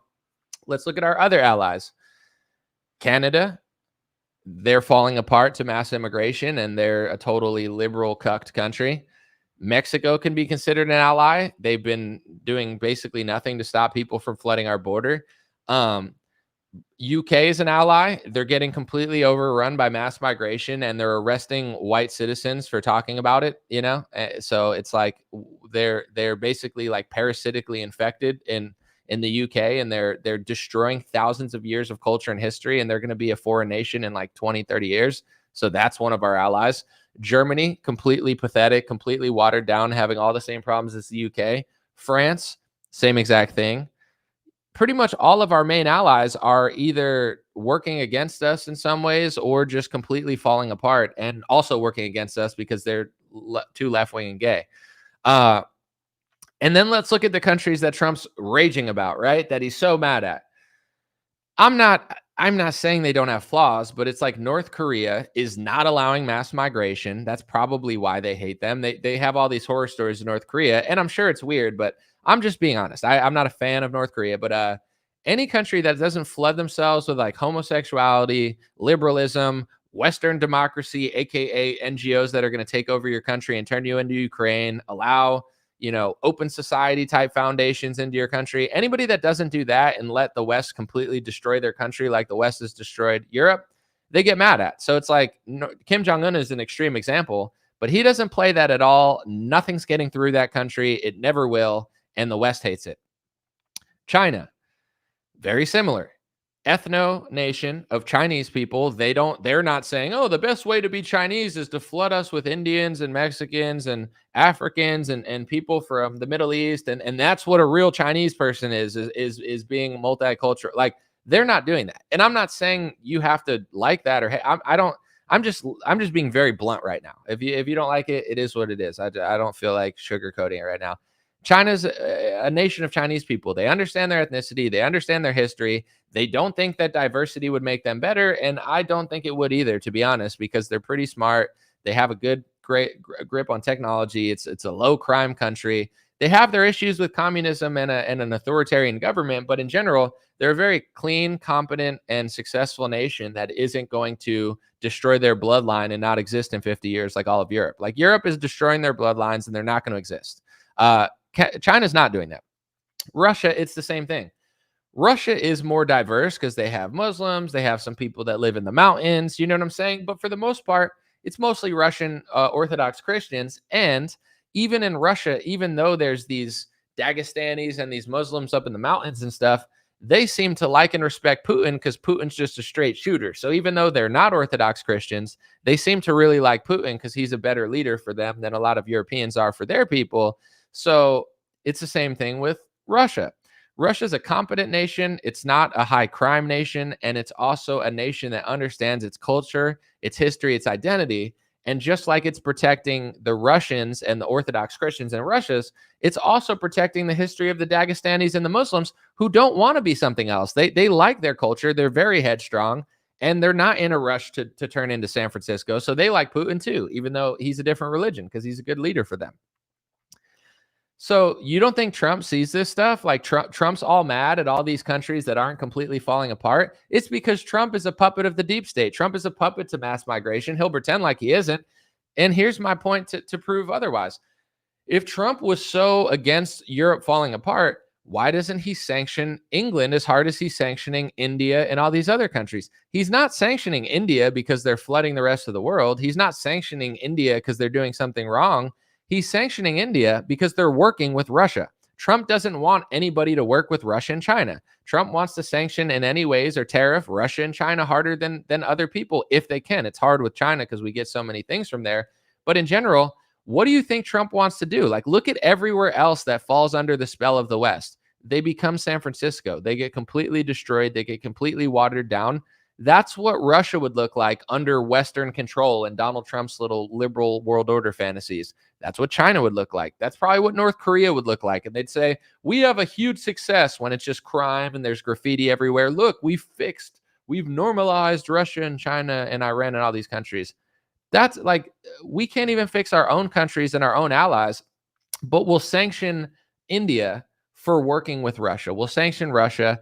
Why not sanction the UK? Why doesn't Trump put a massive sanction on the UK and say, we're going to sanction you until you allow free speech, you stop replacing your bloodline and completely destroying your identity, and hiring cat ladies to run, or Keith Starmer, who then will have police arrest people for talking against like LGBTQ and doing what literally English people did for thousands of years, which is have a biblical mindset. You understand what I'm saying? Trump doesn't use his sanctions to stop foreign nations from destroying themselves. He uses sanctions and tariffs to punish countries who either don't serve Israel, because Trump at this point might as well be Israeli president just in America using our stuff, but he works for them, it seems like.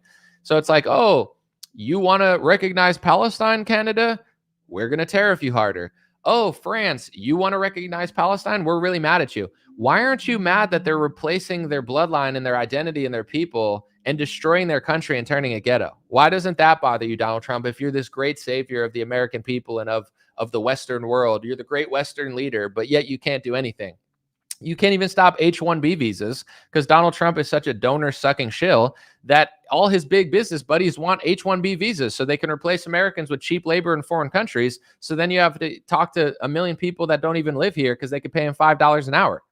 Or they could bring them to America and then they can't really negotiate for higher wages because they're on a visa and they're just grateful to be in America. You know, instead of having to pay $10, $15, $20,000 to get a U.S. citizenship, they can literally work in the country. It's worth it no matter how much they make. So, you know, Trump can't even stop H-1B visas and, you know, legal immigration scams because he doesn't work for us. He works for his business buddies. Trump is a out of touch elite, and he's always been. Yeah, he's better than Biden. I understand it seems like I'm being overly critical of him, but the point that I'm getting to is like Trump is a clown. Trump hates China, Russia, and North Korea because they're everything that the West is not. A country that has an identity and isn't flooding their country with mass immigrants to erase their bloodlines. Europe, he never sanctions them for any of those things. Why doesn't he sanction Germany for arresting people for speech? Because Trump probably agrees with it or doesn't care. Because what speech are they arresting people for in Germany? Some of it's left wing, but some of it's the same anti-Semitism laws that Trump's passing into America. In the UK, if Trump really wanted to use the American dollar and the weight of our government to free Europe, he would be putting heavy pressure on him for that. But instead, he's just trying to pressure every country who works with Russia. Trump's trying to destroy Russia, destroy China. I don't like China or Russia. I don't care about them. I'm not Chinese. I'm not Russian. I don't want to live there. But they're both competent nations that are not natural enemies of America. They have safe, clean cities because they're civilized people. They're two very civilized countries. You go to China, it's communist. I wouldn't play around or anything. You know what I'm saying? Like the government's probably going to be staring at you. But if you went to China, it's a safe, clean, technological, incredible country because Chinese people are extremely civilized, extremely intelligent, and don't commit a lot of violent crimes. And the same thing with Russia. You can go to a Russian city and like Tucker Carlson, he comes back. He's like, dude, it's better than American cities. Not because we're bad, but our cities are ghetto. Oh yeah, go to Baltimore and then go to, you know, St. Petersburg and tell me which one's more fun to walk around. It's obvious, but you know, not supposed to say that. So it's like, because America is being controlled by people who literally hate us and want to destroy us, they're brainwashing us, not just through liberal media, not just through left media. This is why you have to understand the dual party system and the fake opposition, because the fake opposition, whether you're left or right, will have you thinking you're right. Well, look how bad the right is. Well, look how bad the left is. But you don't even realize you're being brainwashed with the same type of propaganda where, like I said, I'm not for or against any other nation more than I need to be, but I'm just calling a spade a spade. China is a civilized country. Russia is a civilized country. All of our allies are becoming uncivilized. Canada is going to be unrecognizable in 50 years. The UK is going to change its name in 50 years because it's going to be completely conquered, and European bloodlines are probably going to be completely erased. I'm not trying to be rude or disrespectful, and I'm not trying to come across as racist. I'm just being honest. It's like when England is the land of the English people for thousands of years, and then the number one baby name's Muhammad. I have nothing against Muhammad's, but it's not going to be England anymore, and the English people aren't going to exist. It's just going to be a fact. So I don't know. You know, it would be the same if like Saudi Arabia was importing a bunch of people from Mexico or Africa or Europe. If you replace over 50-60%, it's just a math equation. Eventually you go bye-bye, they take over. That's the reality of it. And you could say, oh, it's the same if these people take over Saudi Arabia, but it's not. And Saudi Arabian people have the right to want to keep it mostly Saudi Arabians. And the same with England. But when it comes to white people, we've been brainwashed and conditioned that they have no right, that they just need all of their countries erased. And that's a good thing. Not only is it not fair, but I don't have to think it's necessarily like a good thing. I don't know. I've seen the world. I don't hate anybody, but it's like if I go to Japan, I'm not Asian. So you can't call me racist for looking at Asia. I'd rather go to Japan and see a bunch of Japanese people than other, if it were like 70% other cultures, I wouldn't want to go there. I wouldn't think it was as cool. I don't think Japanese people should be replaced by random other countries. And I don't think Japan would be as Japanese or the same if you replace them with other people. And they should be allowed to say that. So why aren't we? And what I'm saying is Trump is a fake opposition Judas Goat leader where he does do some good things, like close the border. He does do some good things, as far as like enforcing the law. But he also doesn't do some good things. And he basically does the Mike Pompeo liberal world order, where when Mike Pompeo used to speak, he used to talk about a liberal world order. But Mike Pompeo's a Republican. Republicans complain about liberalism on television all day. Why would Mike Pompeo want to do a liberal world order when he's a conservative? Because that's what America does. Just look at our allies. You don't have to take my word for it. San Francisco, Los Angeles, New York City, London, Berlin. Look at all of our cities. I mean, you can't Poland is like the only American ally that's not completely pathetic. Shout out to Poland. Somehow they've been able to be our ally and not completely flood their country. The rest of Europe, I don't know what happened to these people, but it needs to be studied because it's embarrassing. So I can't help but notice the pattern that Trump doesn't seem fazed by the fact that all of our allies are destroying ourselves. And then he wants to pick a fight with any country that helps Russia or China in any sort of way. And it doesn't even make sense to me. And I've said this for a while, because once again, when you don't love, obsess over, or hate another country, you're logical, right? I don't hate China. I'm not obsessed with China. I don't hate Israel. I'm not obsessed with Israel. I'm American, so I see everything as they are. I love the people of the world. However, I'm just going to call it like I see it as an American. When it comes to China, how could we possibly be an adversary from China when everything is made in China? Like, we better not be at war with them, because if we're at war with them, we're going to lose, because we're getting all our stuff from them. You go to Target, how much stuff is made in China and India? Most American stores are filled with Chinese goods, Chinese building products. It's crazy. Like, everything's made in China, and it's been that way for a long time. I wish it wasn't. I wish it was made in the US to some extent, but in general, that's just the trade deals we have. They make cheaper stuff. They have different wages, and American businesses benefit off that. And then we get, slightly cheaper stuff from China. What's Trump like? I don't get it. What are you going to do to them? You're like, oh, we don't need them. I hope so. But all the stuff everywhere is made in China, like everywhere. Like our economy depends on China. Their economy probably depends on us. It's probably a mutually beneficial thing at this point. And I'm all for renegotiating, but it's like, are you sanctioning them for our interest, or are you sanctioning them because you want to destroy them? And this is where morality comes in. You got to protect and defend your own people, but you don't want to be a wicked force on the world. And people might disagree with this, but I believe in God, and I do believe that if you do what's right, you will be rewarded. There's some people that can do evil and be rewarded in material things, but I think it bothers them. You know what I'm saying? I think mentally you will suffer, spiritually you will suffer. So I believe that as a nation, that when you do what is right, it doesn't always have to be perfect in the sense of like hippie, peace, love, and positivity, but use force when it's moral. Be nice to other nations, but don't be a pushover. You know what I'm saying? Don't hurt anyone else purposely, but also don't hurt yourself, and don't hurt don't hurt innocent good people. America is not a righteous nation anymore. America is degenerate. it's immoral. Like all of these things that are going on and prevalent in America, it's anti-Christ, anti-Christian, like our culture. Anywhere we go in the world, we make something less Christian, less biblical. I'll give you an example. Ukraine and Russia. And you could look up these stats. You don't have to believe me. When we got to Ukraine, Ukraine became more pro-LGBT. They started passing laws. And then Russia started moving the other direction. They started becoming more Christian and more traditional. We come in, someone gets gayer and more liberal.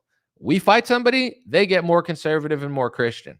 I'm not asking you to like it, especially if you're liberal or whatever, but I'm just being honest. It's like Christians that support our foreign policy and like, yeah, we're crushing. Crushing what? We're crushing people that respect Jesus and like God. We're getting people killed, and then we're helping people who literally hate us. In Syria, they had a secular government that protected people. As soon as they overthrew the leader, an Al-Qaeda member took over Syria. And then there's all these reports and everybody's saying, look at how bad Syria is. Look, these churches are being targeted. Oh my gosh, there's so many civilians dying. Well, yeah, that's what happens when you let a former Al-Qaeda member run the country. But you have to understand, America and our allies are happy of former Al-Qaeda members running Syria because they were part of the movement to throw out Bashir al-Assad.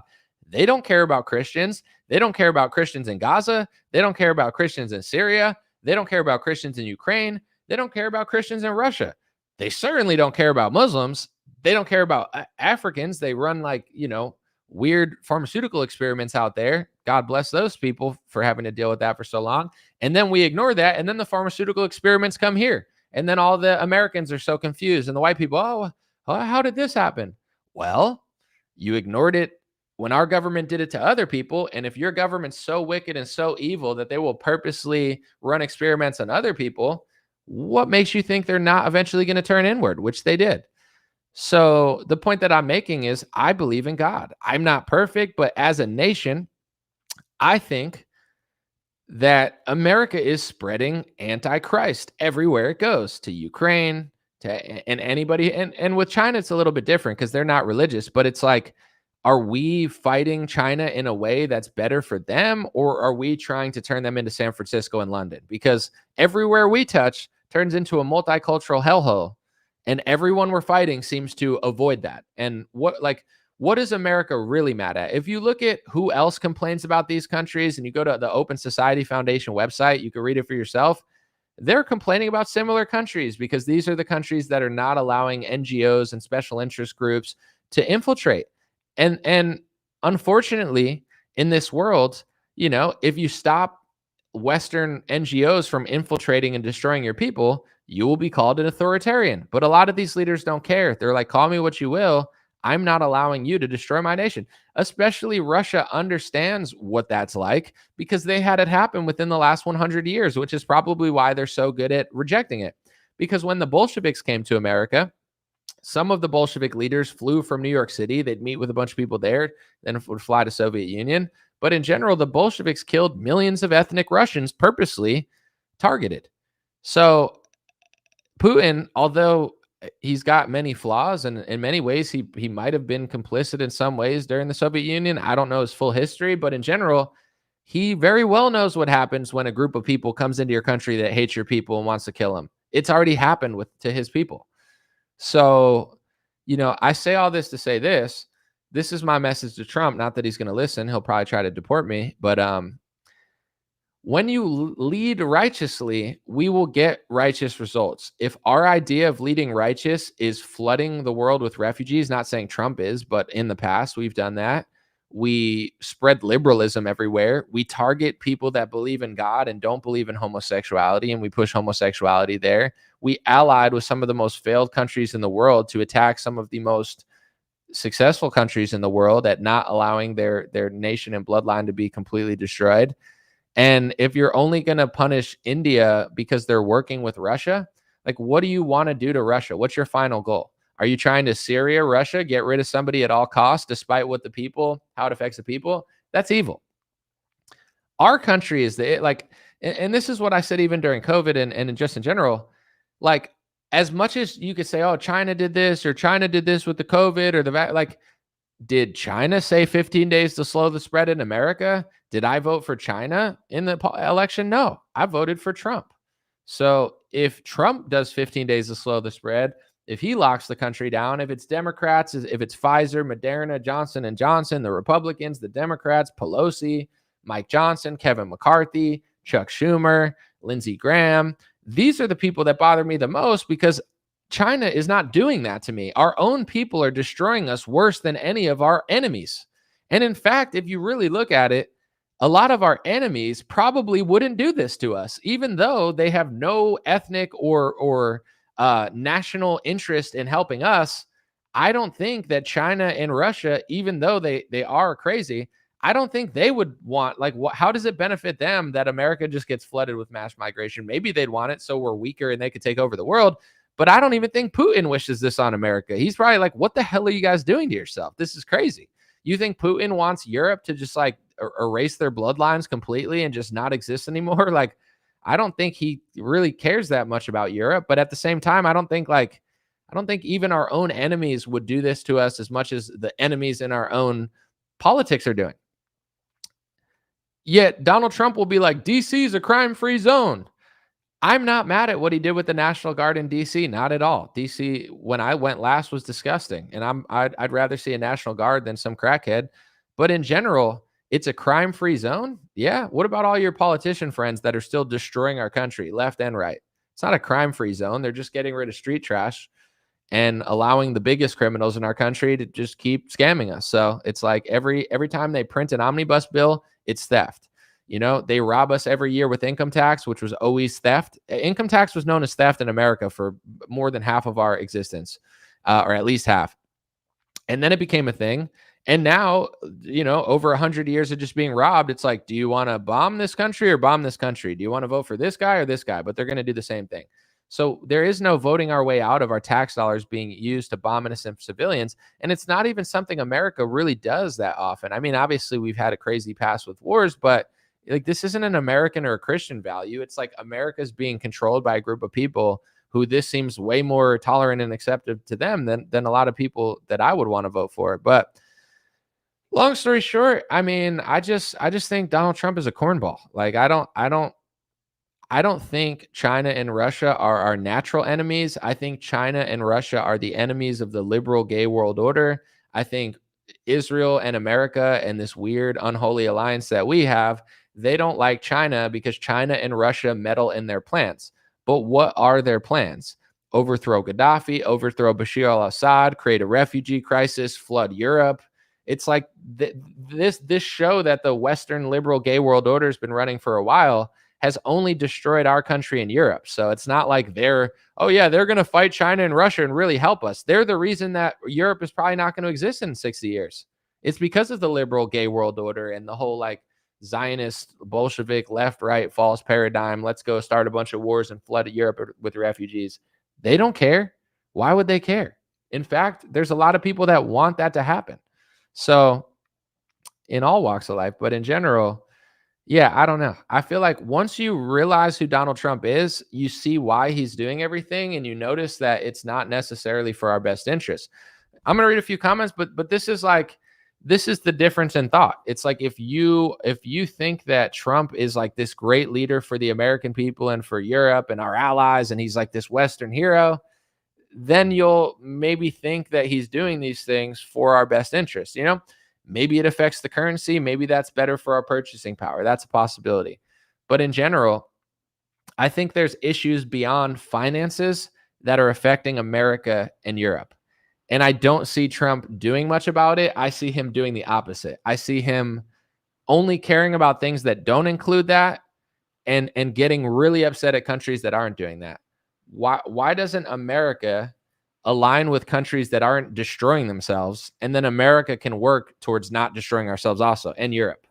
Wouldn't that be a great world? But who knows? I'm sure there's complications involved in there, but let me know what you guys think. I'm going to see if I can find a few super chats. I'm just scrolling up. Let's see. Nothing. All right. Well, if there's any before I leave, I'm going to try to keep this pretty short. I'll see if I get a few comments. If not, I might just end it. Let's see. Someone said, people will cope because they can't see the forest from the trees. The tunnel vision is real. And once again, just to piggyback on that before I find a better comment, like people think I enjoy my life. I'm optimistic. I do what I can. I don't stress out too much if I can help it. But like lying to yourself about a politician is not optimism. So some people will be like, oh, I believe, like, what if what you're believing is a lie? And then in 30 years, like it's not going to change the route.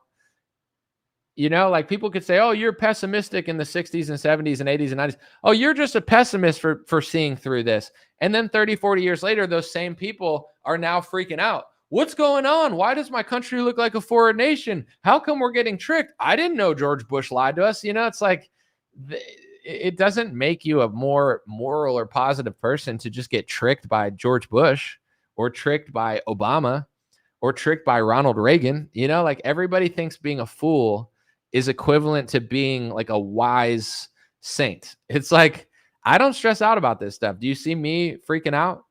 I'm passionate, but I'm very calm because I've known what I know now for like 5-6 years now. It took me a minute to like fully figure out what was going on, but I figured it out in 2019, 2020, and now it's the same story on a loop. Someone said, you dumb libtard. I don't know if you're talking to me or someone else, but here's the thing about Donald Trump. And I'm glad you said that because this brings up another point that people are getting tricked in. When you have tunnel vision of Donald Trump, you think Donald Trump equals the perfect conservative and anybody who disagrees with Donald Trump is a liberal. To me, Donald Trump is a libtard. Donald Trump is a globalist and Donald Trump is essentially a foreign worker. To me, I think Donald Trump is liberal, but you think I'm liberal because I'm questioning Trump and you think Trump is a conservative. Trump will flood the country with immigrants for his work buddies, and he has no plans on stopping because his work friends want cheap legal labor from foreign nations. They don't care about Indians. They don't care about Mexicans. They don't care about anybody. They just want cheap foreign labor that come on H-1B visas so they have no leverage, so they can make more money, so they can just make billions of dollars and control our media and everything. That's not conservative. Trump is liberal on those topics. Laura Ingraham calls Trump out on those topics because Laura Ingraham is more conservative than Donald Trump. But this is the problem with Trump worshipers is they're the same as a sports fan. Just like Bill Cooper talked about a sports fan, you talk to a guy who knows nothing but sports, that's all they know. I love sports, but I know other things. A Trump worshiper is like a sports fan. They think Donald Trump is the New York Yankees, and anybody who disagrees with them is the Boston Mets. It's like talking to a baby. It's like talking to a grown man who has the mind of a child eating Gerber food, watching the Teletubbies. There's no sense in conversing with somebody that's that dumb. I'm not liberal. Donald Trump is a liberal. Donald Trump works for a foreign country. Donald Trump is passing speech laws against America. Donald Trump is rigging the immigration process so Ron Paul or Tucker Carlson couldn't be a citizen. Not me. I'm an America First patriot. I'm not a libtard like Donald Trump. Max Meek said parts of the states will remain free. I mean, things are not going to be easy for even them to do tyrannically for us because of how the government is set up. But, they will keep extracting wealth and making us poorer and poorer. So, and taking a bigger piece of the pie. So, I think people just need to, just be a little bit aware of what's going on. And that's it. Someone said, I never called you a liberal. Well, I'm sorry for saying that then, but that still applies to people who do call me liberal. Cause whether you were or not, people do call me liberal all the time. So I appreciate the comment anyway. Someone said, Anomaly, can you please explain how Israel finally managed to wipe out Palestine? Is it because Trump is in power? No, I believe they would have done it even with Kamala in power. They already started doing it during Biden.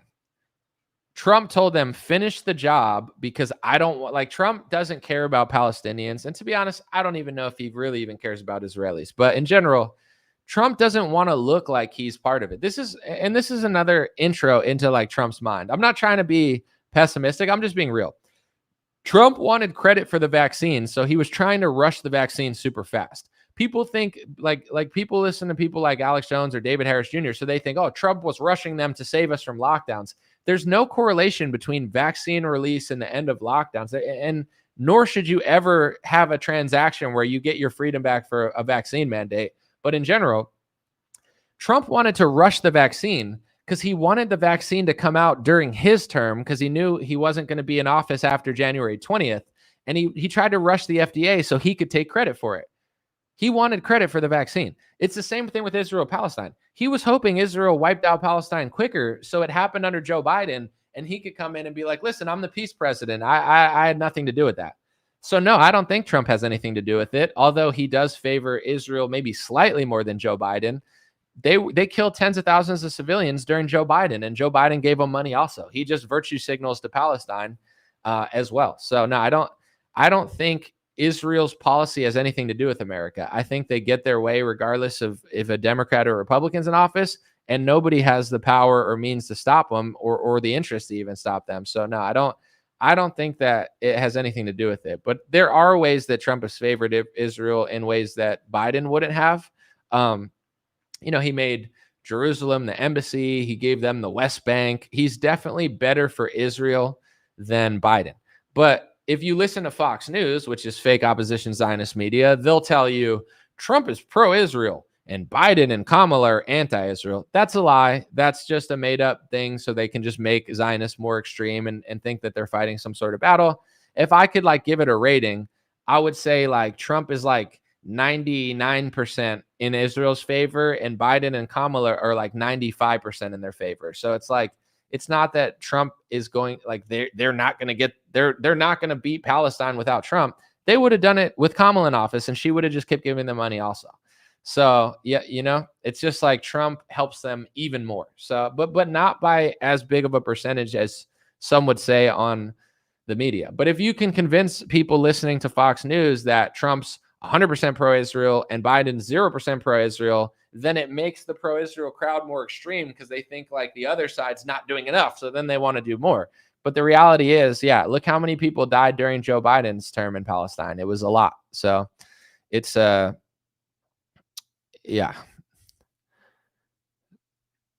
Someone said your anti-Israel policy is ridiculous. You're saying they killed thousands of people. No one's denying they killed thousands of people. You could even ask you could ask AI that has a pro-Israel bias and they'll tell you that tens of thousands of civilians were killed and hundreds of journalists were killed.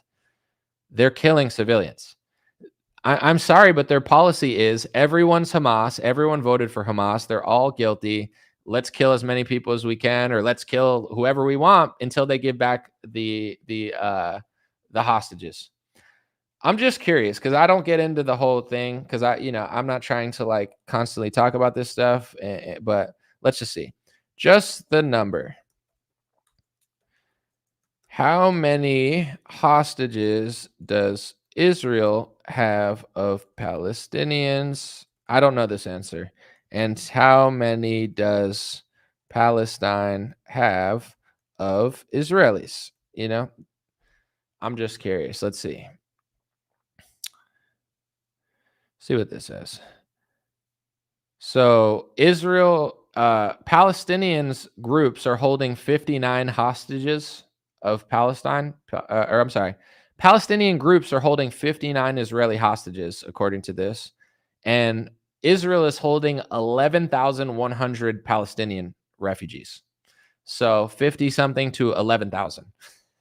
Now, me personally, because I'm not a full-blown psychopath, I would never say you're able to kill civilians because they're holding hostages. I'm not a psychopath. But once again, this is why the whole world is now becoming disgusted by Israel. Everything Israel says of others and accuses others of doing, they're doing. They're holding 100 times as many hostages, 200 times as many hostages as Palestine. I don't know how many times does 50 go into 11,000. But I don't, and that's what Grok said. So you could look up, I'm sure there's other people claiming other numbers and they're rough, but in general, it's everything that Israel does to Palestinians, justifying it, well, they're all Hamas. Well, everybody in Israel's IDF, well, they should vote their way out of it. How could they vote their way out of it? How could you expect a civilian to give the hostages back when you can't even get the hostages back with the Israeli army and America? If your incredible military can't get the hostages back, how the hell is some random person living in a refugee camp gonna get Hamas to give them back?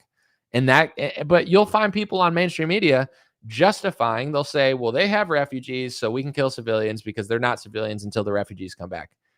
But that doesn't apply to Israel. It's like, it's not even worth talking about anymore because I've talked about it so much, but it's like talking pro-Israel talking points is like talking to a 3-year-old. They say they have like Alan Dershowitz level talking points, and they say the same 3 things on loop that an intelligent person with a above 80 IQ could solve in like 5 seconds.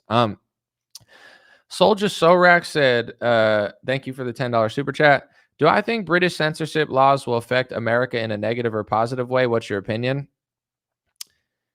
I mean, it's definitely going to hurt British people, but I don't know. Like, will it be a wake up call? I'm not sure. To me, it doesn't affect me whatsoever because nobody's listening to Great Britain, like for speech laws. But I don't know how it will affect us. But I do personally, I do think, and this is another really important talking point too, or topic where it's like our allies, if they become other countries, are they still going to be our allies in 50 years? Like, let's just say Britain becomes like a ghetto hell zone.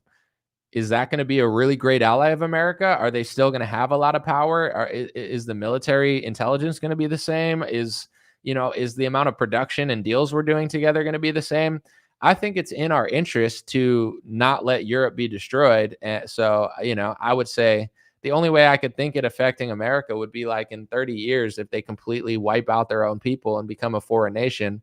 That might not be best for America. I think England being mostly English would probably be beneficial to the United States, but I don't know. Same thing with like Canada. I mean, I don't know. I mean, politically, all these countries, how could they possibly be a good ally to us? England's a good ally to America, yet they're destroying their own people. If England's willing to destroy English people, what are they willing to do to us? I don't trust these cat like Ursula von Meyer. She's got a nickname like a Disney villain. How could she possibly have America's best interests at heart when she doesn't even have her own people's interests at heart? Like, are they even a good ally now? Europe? They're run by a bunch of like white cat women. I don't know. It's weird. Who even is Ursula von Schlesinger or something? Ursula, what is her name? Von der Leyen. Oh, she's the president of the European Commission. Oh, good for you. Oh, she's German, but she has power in Europe. She's like the EU leader or something. She's like, I stand up for Europe. Like, I don't know what I even need to say, but it's like, do people still believe what everybody told them, like about world history and stuff? People are like, oh yeah, we won all the wars, we won and now we're just all crushing because the good guys won the wars. Winston Churchill's a hero. Sure, I know that bothers people, and that like you got to say Winston Churchill's awesome, but everything Tucker says about it is like, yeah, it's like, if you won World War II, why is your country literally like falling apart? And then people will be like, it's not his fault. Sure, but if you want to take accountability for America and Europeans, it's like, look, when the European Union and the World Health Organization, which is part of the I always get them confused. The UN, the United Nations. The United Nations was formed after World War II as this like global communist, like, oh, we're gonna really police the world. And now you got a bunch of like cat ladies running Germany and a bunch of weirdos running like England, a bunch of weirdos in Australia. I don't know.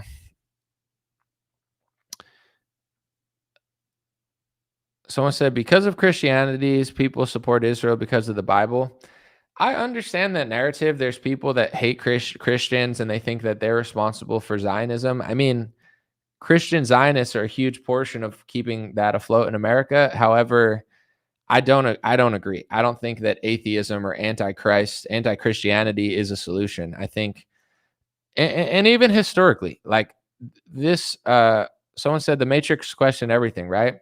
Yeah, I think it's good to question everything. I just think you don't want to like lose your mind over it. But it's like, as long as you could question everything calmly and reasonably, then absolutely, just don't go crazy with it. But this is what I'll say in defense of Christianity. You don't have to agree with it, but to the crowd that's anti-Zionist, that's also anti-Christian, most Christian leaders for thousands of years, Zionism wasn't a thing. Zionism was created by Theodor Herzl in maybe the late 1800s, maybe early 1900s, probably one of the two. So from the time Christ died until 1800s, there was no such thing as Zionism. No Christian thought we need to help people take Jerusalem. That wasn't a thing. That was an ideology created by Theodor Herzl. And then it was sold to Christians as some sort of Christian thing. If you go back and listen to some of the greatest Christian scholars in Christian history, they did not agree with Pastor John Hagee. They did not agree with Pastor Locke. They didn't agree with Trump. They didn't agree with Sarah Huckabee Sanders. I mean, Martin Luther is one of the most renowned Christians in Christian history. I had a pastor friend who had a Martin Luther tattoo. And I asked him, I said, "Are you aware of one of the last books that Martin Luther wrote?" And he goes, What book?"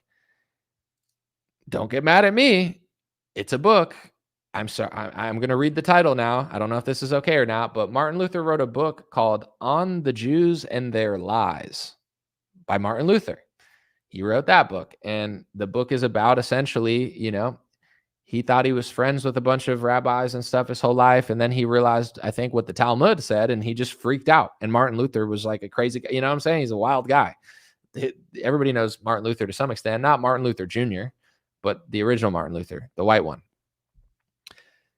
He didn't agree. Are you going to say Martin Luther was in on Zionism and it's his fault? I'm not saying they wrote books like that, but most Christian leaders thought they didn't look at, and I'm not trying to be rude or disrespectful, but when there was no nation of Israel and there was just a group known as, Jewish people or the religion of Judaism, Christians did not look at Judaism as some sort of amazing thing, because Judaism and Christianity are two separate religions. I mean, I'm not trying to be a dick, but it's like Islamic people, they like Islam.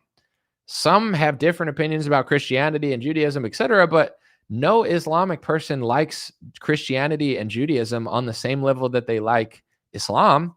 So Christianity and Judaism, this is just my opinion based on reality, but I'm just giving you my perspective. You can disagree. When people in the modern era say Judeo-Christian, it's like saying Islamo-Christian or Islamo-Judeo. It's putting two different religions together. It's like saying left-right. Which way are you going to turn? I'm going to turn left-right. Which way is it? It's north-south. What do you mean north-south? Well, go north and south. North-south. That's Judeo-Christian. They're two completely separate religions. And before Theodor Herzl's Zionism and the Schofield Bible footnotes and millions of dollars of brainwashing churches, people understood that Christianity was the religion of Jesus Christ, and they believed that Judaism was the religion of the Pharisees, the people that hated Christ and killed Christ. That's what Christians believed until Theodor Herzl and the Schofield Bible. I'm not saying that's the only reason, but it's like when there was no nation of Israel that had some sort of debate around, because the word Israel is in the Bible, whether it meant that nation or not, the secular nation of Israel. But, throughout Christian history, they weren't worshiping Judaism. They were looking at it as the religion of the Pharisees. They were looking at it as the people who reject Christ and reject their moral rules. And this is not justifying anything, but I'm just being historically accurate. There's a reason for everything. And back in the day, you have to understand, races and cultures didn't mix a lot, or basically not at all. I talked to my buddy's father, who's Jewish, and he grew up in New York City. And I said, were people racist back in the day, or were they anti-Semitic? I just wanted to see what he said. I was like, were people anti-Semitic to you or whatever? And he said, you know what? Italians hated the Jews, the Irish hated, everybody hated each other. That's what he said. But he was like, you know what? I liked it better that way. That's what he said. He didn't cry victim. He just said, when I grew up, everybody was tribalistic, and it was what it was. But my friend's father's awesome. He's a legend, and he never cries victim. He's just a normal, cool guy. But in general, hold on one sec. I gotta switch this. He said back in the day, everybody was tribalistic. Even in America, like my Italian grandfather, they didn't want my grandma to marry my Italian grandfather because he was Italian. Even though she was like light skinned white Puerto Rican, they were more racist about Italians than he was. Like they were like, yeah, we don't like Italians got flack. Everybody got flack. You go back hundreds of years. That was like the 1950s. People were racist or tribal during the 1950s, like most people. Think about hundreds of years ago, thousands of years ago. People were even more tribalistic. So you have to understand, and I've talked about this recently, but I think I'm good at talking about it because it's the truth. So historically, people were even more tribalistic, like the Christians, the Muslims, the Jews, the Italians, the Polish. People were way more tribalistic. And Jewish people, they had been scattered according to the Bible, among the lands. And now it's got to be really tricky to be Jewish, especially like before the 1900s.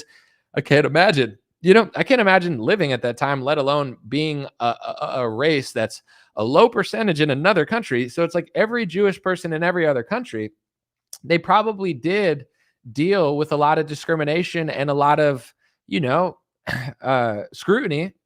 Because if you're in the 17 or 16 or 1800s or 1400s and you're Jewish in Spain, and like 99% of people are Spanish or 99% of people are Italian, there's a microscope on you because you're the other.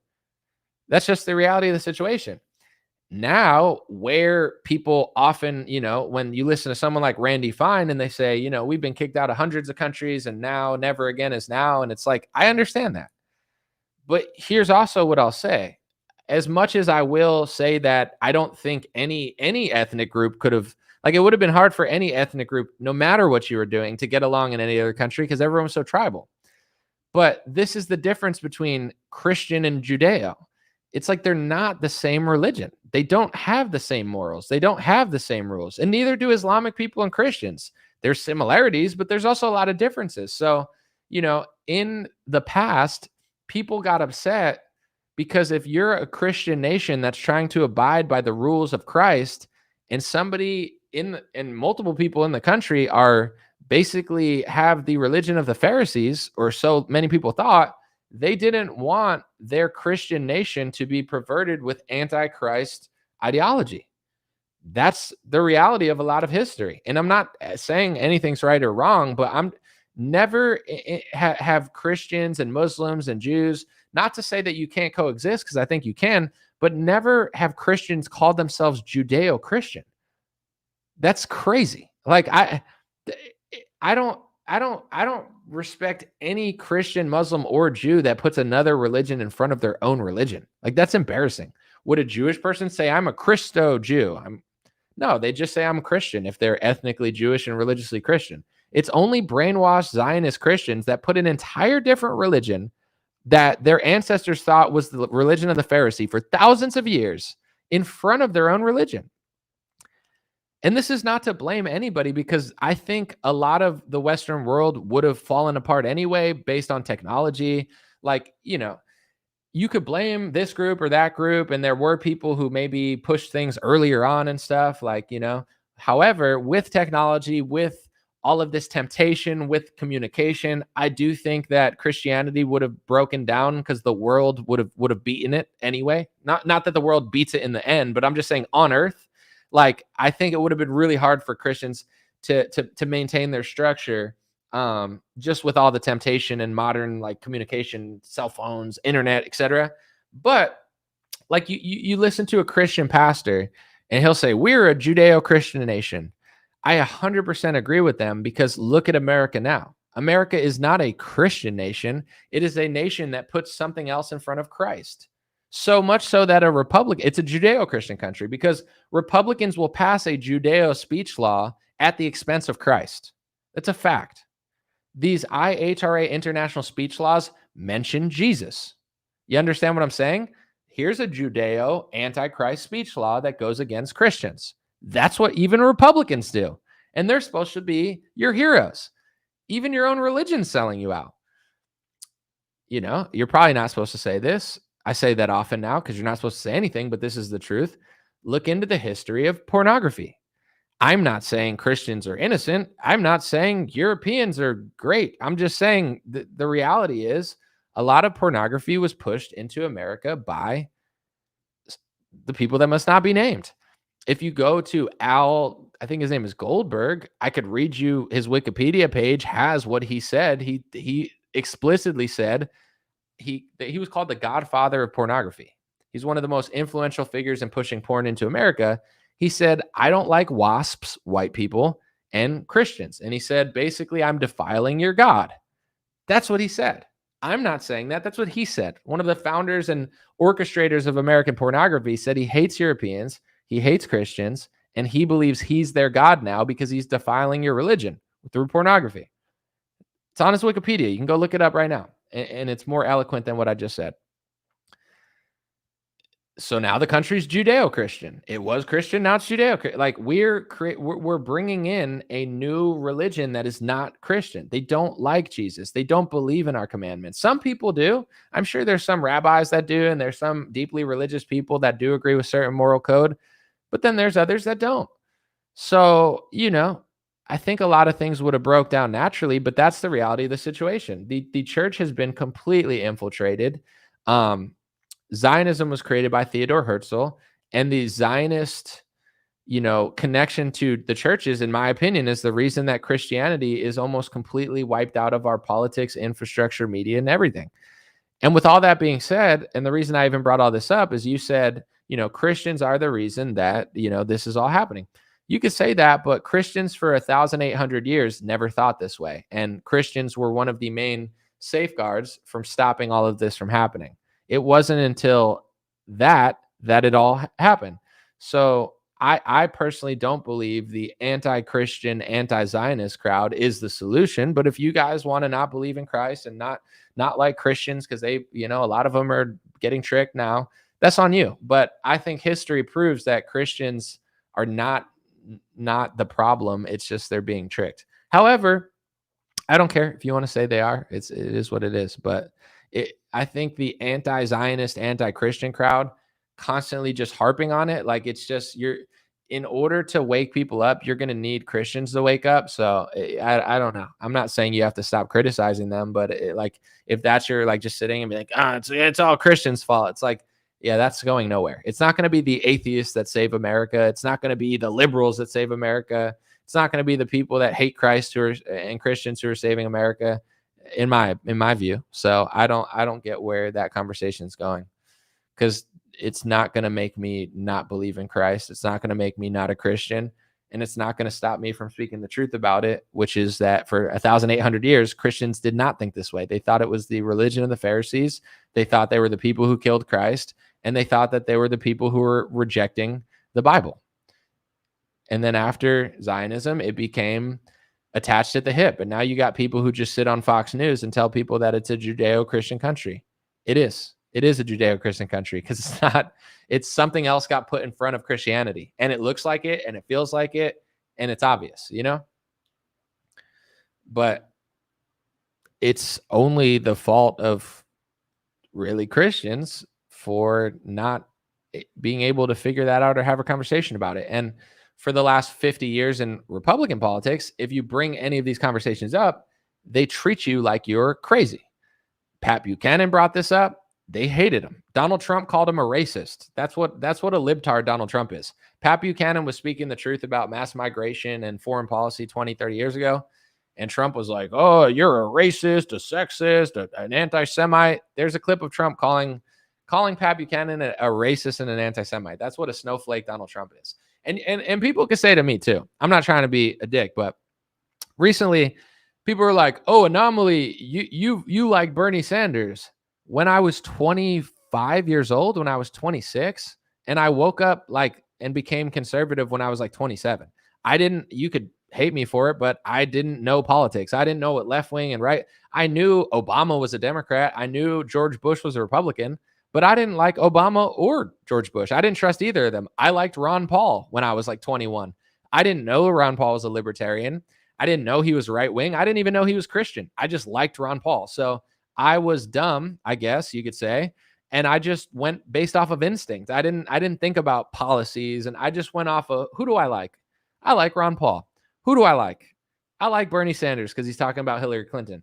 But anyway, I woke up and became a registered Republican by the time I was 28.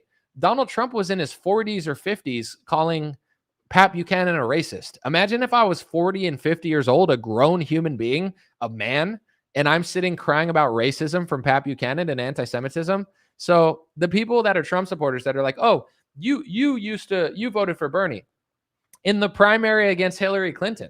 Who cares? I didn't vote for Hillary ever. I never once voted for Hillary. I never liked Hillary, and I didn't vote for her in the election of 2016. But I was also 26 years old. Donald Trump was 50 donating to Democrats, 50 calling Pat Buchanan a racist and an anti-Semite, and still to this day, Donald Trump's 80 almost, and he's still calling people anti-Semites. So it's like, I'm wrong because I was dumb when I was 26. Trump was a Democrat when he was 55 or 50. So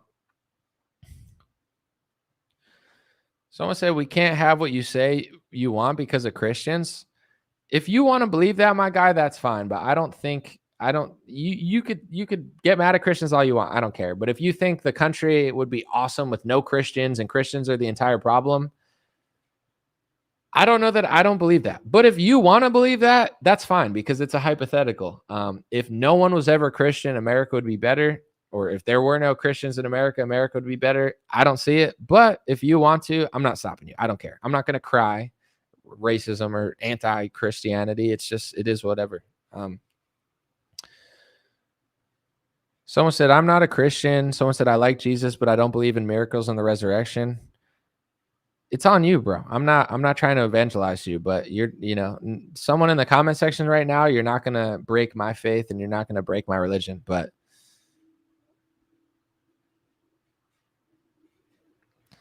someone said Israel was created by, I can't prove what you're saying, so I'm not going to read it, but I definitely know that it was given to Lord Rothschild. Lord Rothschild was given Israel from the Balfour Declaration. And okay, here's another thing too, that like, I know like Trump is trying to brainwash. Sorry, when I have energy, I just got to go for it. I apologize if this goes long, but it feels like it's been just like a good stream of consciousness. Trump is trying to brainwash his loyal supporters into thinking Epstein is a Democrat hoax, because the reality is Epstein is friends with Trump and all his friends, like Bill Gates, who he met with the White House. So he doesn't want to talk about it, as Howard Lutnick laughs in the background. I wonder if Bill Gates laughed as hard at Epstein's a Democrat hoax as Howard Lutnick did. But in general, Israel was given to Lord Rothschild via the Balfour Declaration, right? That's who Israel was handed to, the Rothschilds, who introduced Alan Dershowitz to Epstein. Alan Dershowitz said he was introduced to Epstein by the Rothschilds, or Epstein introduced him to the Rothschilds. I don't remember the exact one. Let me look it up real quick because I want to be accurate. Let me see. Rothschild Dershowitz. Let me see what he says. Alan Dershowitz says he was introduced to Jeffrey Epstein by Lady and Lord Rothschild. Here's the audio. I'll play real quick.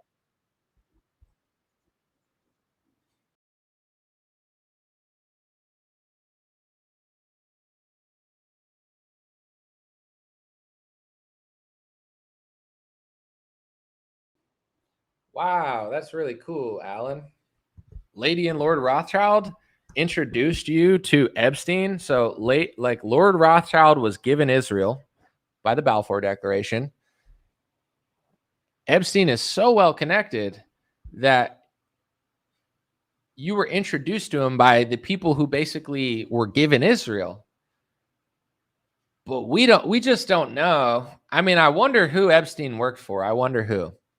Ghislaine Maxwell and Jeffrey Epstein. Imagine if their names were Wen Li and John Qing, and they were both Chinese ethnically. And Xi Jinping introduced a Chinese lawyer to Jeffrey Epstein, or vice versa. I wonder who they're working for. I mean, it could be anybody. I don't know. I mean, thank goodness we have these hate speech laws being passed to say that it's hate speech to say that they work together, because only that group of people need special laws to say that they're not collaborating and colluding, because we just don't know who it is. We need some more anti-Chinese hate speech laws to stop people from saying that John Ching and Jim Chen met with Xi Jinping and were introduced to the Rothschild. Like, it's just like, okay. Everybody knows who Epstein was probably working for. Everybody knows. And this is where I know Alex is being a phony, Alex Jones.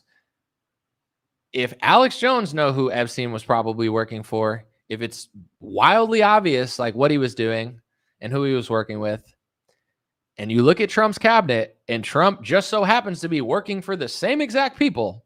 So then when Donald Trump gets asked about Epstein, he's just like, it's a left-wing hoax, because he's trying to trick low IQ, low vibrational Trump supporters into being like, oh yeah, it's an Obama thing. And then Alex Jones is like, listen, I'm totally different than Fox News, and I'm saying it's 95% Democrats. It's 95% Democrats, you fraud? Bro, what are you talking about? Yeah, there's a lot of Democrats involved. There's Republicans involved. There's foreign prime ministers involved. But you're going to try to paint it as a left and right thing? Come on. It's just a joke. Someone said, anomaly, let's talk about what a good friend Bill Clinton was of Epstein. You can. I don't care. Yeah, obviously. But the main storyline is not, it's a Democrat hoax. It's Democrats. It's even Trump doesn't want to talk about it while he meets with Bill Gates, who also met with Jeffrey Epstein a lot of times.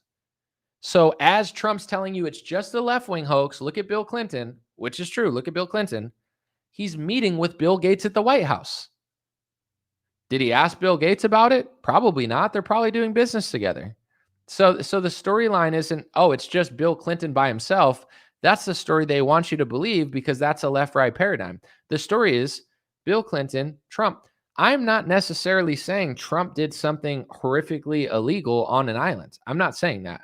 But what I am saying is the person that Jeffrey Epstein almost definitely worked for and probably was leveraging business and politicians for just so happens to be the same group of people that Donald Trump is working for. And I'm not saying this hypothetically, and I'm not saying this tongue in cheek. I'm saying it literally, factually. Donald Trump is passing speech laws in America for a foreign nation. A lawyer who was smiling while Donald Trump passed an executive order for anti-Semitism into America, Alan Dershowitz, looking over his shoulder, being like, oh, thank you. He just so happened to be introduced to Epstein by the Rothschild family. And Donald Trump just so happens to take hundreds of millions of dollars of pro-Israel lobbying money. And then Trump says Israel should literally control our Congress. And then Trump brags about doing things for his donors for Israel. But Epstein's just a Democrat hoax. It's just a Democrat thing, right? It has nothing deeper. To be honest, I don't even care what the government does anymore, because they're just going to lie about it. They got I like Anna Paulina Luna, but she's like, maybe Epstein, he might have done this or that. He might have worked for this. We all know. There's nothing they're going to even tell me that hasn't been on YouTube for 20 years now. I know it would be nice to have government disclosure, but we're learning more about the Epstein stuff through how Trump's handling it than the files they're even going to release, because they're going to redact all the files. And the more pressure that people are putting on and the journalists keep asking, the more progress we're making. So that's what journalism's supposed to be for. But in general, it's like you know everything you need to know, essentially, just based on how he's acting, what he's doing, who he hired, who he fired to put in Pam Bondi, or who couldn't make it because they had a scandal. Look into the scandal. People are like, oh, Matt Gaetz didn't get fired because, he didn't get let go because of the Israel stuff. He got let go of the scandal. Well, go look into the scandal. Go search an article of the scandal, and I bet you find a certain country in a headline. I'm not saying it has anything to do with everything, but what a coincidence. And with all that being said, I want to end on this note, because I'm not going to stay too long. I got stuff to do. I act so cool. I got stuff to do. Screw you. No, I'm just kidding. But I appreciate y'all. I just realized it sounded douchey. But I want to talk about the whole Thomas Massie, Marjorie Taylor Greene thing too. So Thomas Massie, and there's something interesting here that people may or may not know, but we're going to go through it. I feel like this is a show that not only do we say opinions, but we also There's always a lot of good teaching moments. But Thomas Massey and Marjorie Taylor Greene are going to say what the Epstein victims are telling them and name the people on the list that they're claiming in Congress. The reason, there's a special rule that congressmen and congresswomen, not that women were ever supposed to be in Congress, so it was just called a congressman, but now we got a Congress people, the Congress trans, because now women are everywhere. But anyway, that's totally cool, by the way. I mean, women should definitely play in the NBA, and they're just so much, they're so good at being cops and everything. But anyway, they're reading the Epstein list in Congress because they can't get sued.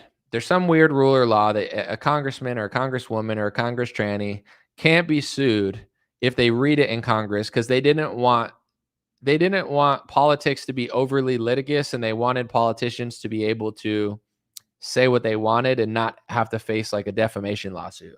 So Thomas Massey and Marjorie are saying, we don't want you guys to get sued. We'll read them in front of Congress for you. Some people are saying this is really great, right? You would expect me to agree with this because I like Marjorie Taylor Greene. I like Thomas Massey. They're my favorite politicians. And, most people probably just think I think it's awesome. Here's the thing. Even though Epstein was a sicko and connected to probably governments around the world, I don't trust all of these people at the press conference. I'm not going to say which ones. To be honest, I didn't even watch the whole thing. But who was one of the lawyers who spoke yesterday or 2 days ago, whenever it was, probably yesterday, at these press conferences? Gloria Allred. Who is Gloria Allred? I'm not going to go through her whole history, but if you want to, you can. Do I personally trust Gloria Allred? No. Me, not at all. The fact that she's involved in that press conference, to me, is a weird look. Now, some people are defending Thomas Massey and the Epstein victims, and they're saying, how dare people call out Gloria Allred, right? Because some of the worst people in Republican politics are talking about it. People like Cat Turd, and they're and then you got the people that are like, pro Thomas Massey saying, oh, but she's been involved in the Epstein victims for years. Sure, that's fine. She can help Epstein victims. She can speak. I don't care. She has a right to do it. But I don't trust her, and I don't trust anything she does. So the fact that she's involved makes me not trust it. When it comes to some of these victims, I saw this during the Q stuff. Some people just claim to be people, and then everybody would have them on their little Q cast. Like they'd say, I'm a survivor, or I work for this person, or I'm this, or I'm a secret alien. Like one guy had connections to like British intelligence or something, and he was like, I'm born to aliens, and like, you know what I'm saying? Like weird, like weirdo stuff like that. And then everybody on the Q in the Q movement would have them on and be like, this is an expert. And then they would just sit there and pathologically lie about trust the plan stuff. And I was like, just because I don't like Democrats doesn't mean I trust anyone who comes along and says I'm an authority figure. So I don't trust Gloria Allred. I don't trust some of the survivors. Some of them, I'm sure they're very trustworthy and honest. Some of them probably aren't. So this is my advice to Thomas Massey and Marjorie Taylor Greene, who are my two favorite politicians at this point in this country. If you're going to use your congressional, essentially, immunity to, read a client list from these survivors in front of Congress, do your due diligence. Even though Epstein was bad and Donald Trump is kind of a cornball, it doesn't mean you should just read anything and act like it's true if it's not, because the point of being a truther is telling the truth. The point of being honest is being honest. It's not, this is what everyone does. Well, I'm a truther, so I can lie now. Well, I'm a truther and I don't like Trump and I don't like you. Okay, the truth is the truth, bro. So it doesn't matter who it is or what category, because if you start reading fake testimonials and fake lists, now you're going to jeopardize the real truth for everybody. So I'm not saying they haven't thought of this. I'm not saying they're not going to do this, but this is my message for Thomas Massey and Marjorie Taylor Greene, both who happen to follow me on Facebook. Both who happen to follow me on Twitter. Do research and make sure someone on your team looks into these people and does really good background research. I'm not the biggest fan of Michael Tracy. There's some things I disagree with, but Michael Tracy has really scrutinized a lot of these victims and talked about their lawsuits and how much money they won, etc. I'm not saying winning money is a bad thing, especially if you're honest, and I'm not hating on these people. I'm just saying he probably has some good research that goes against your bias that you should probably look into. I'm not saying Michael Tracy's right. I'm not saying you have to like him. But if you're going to use your congressional immunity to read a bunch of testimonials and read a bunch of lists, do a lot of research on these people and make sure that you come to the conclusion that they're telling the truth. Because I would guess some people are, but some people aren't. And just because Jeffrey Epstein was a bad person and very bad for America, probably, it doesn't mean everyone coming up. Dude, some random chick could come up right now and start a podcast and say, Jeffrey Epstein did this to me. And most people would believe him. That's what was happening during Q. I'm not saying real victims didn't come forward, but I noticed a lot of people that Q people were having on their podcast. Anybody that said they had intel just became an expert. You got like Juan O'Savin, you got X22 report, you had like Simon Parks or something. Like Simon Parks was like, he had all crazy teeth, and he's like, the police are not there on January 6th for the bad guys. The police are there to drain the swamp. And I'm like, dude, this guy is a weirdo, and he's lying. Like he told people not to worry about January 6th, essentially, on some case, because like all the police officers were really just there to go after the deep state. And then like Q-tards would have them on their podcast and be like, this is the expert. Expert what? Expert storyteller? You know, he's just speculating, and everybody that listens to Q thinks he's a truth teller. So I'm just being real. As somebody that wants to disclose the Epstein stuff as much as Marjorie and Massey, the reason I'm so trusted and my work stands the test of time is because I make way less journalistic errors than most people. Sometimes I misspeak, sometimes I make mistakes, but the reason I make less mistakes is because I don't just, you know what I'm saying? Like, I'm not just going to read a bunch of testimonials if I don't know who these people are and I haven't fully investigated them. So make sure, Massey and Marjorie, that you really look into the stuff. You have to. It's your due diligence and it's your patriotic duty to not make the Epstein stuff look dumb. And in my opinion, even though the press conference, I think, was raising more awareness, and I think it was probably a net positive, Gloria Allred speaking at it is a little bit odd. Anyone should be able to speak at it, but like, if that's our new thing, I think that did make Thomas Massey look a little weird. Like, yeah, that's your disclosure is this lawyer? Yeah, like that's who I'm supposed to, no, not for me. Sorry. Someone said, good point, Anomaly. I didn't think about vetting the testimonies. You got to. They can't be sued in Congress because of this, but they can just have egg on their face. And I want to say this too. Probably shouldn't, but I'm going to, about Nancy Mace, right? Nancy Mace ran out. She started like crying and was like, I can't, and she's like, I'm a victim of abuse. Has anybody looked into her cases? Because I'm not necessarily going to speak on them, but there's some weird stuff there too. And I'm not saying she's lying. I'm not a court. I'm not a judge. But what I will say is, apparently, I looked it up on AI the other day just to do like a deep dive. She's accused multiple men of doing stuff. Multiple. I think like 4. That's the number I got. If it's wrong, sorry. That's what Grok told me. Look it up yourself. So multiple men. Okay. One of them, she was talking about horrifically on Twitter. And I was like, dang, that's crazy. And then people started commenting and they said, why are you not saying that it was your ex-fiance? Which was a little weird to me, because I'm like, okay, I'm not saying your ex-fiance can't be a bad person, because they can. But she's telling this story and to me as the reader, I'm just assuming it's some random person doing these like crazy, horrific things, like recording her and all that. And I'm like, oh my gosh, that's crazy. But then to me, now it makes you seem untrustworthy when in your big spiel, you don't even mention it's your ex-fiance. So the average reader like myself just thinks it's someone randomly doing this, when you probably lived with the person and were going to marry them or had plans to live with them. So it's like, it doesn't make what they did right, but you disclosing that makes you seem untrustworthy. Accusing multiple guys at a certain point, to me, that's like a little bit weird. I'm not saying it's not true. Multiple guys could be bad, but it's like, at what point do you take accountability and like find somebody that's not a psychopath? Or maybe you're a psychopath and you attract psychopaths. And then to top all this off, Besides the fact that she's got one of the most cringe Twitter accounts ever, she's always seeking attention. No matter what's going on, she memes herself into it. She's the most attention-seeking, psychotic person I've seen on Twitter.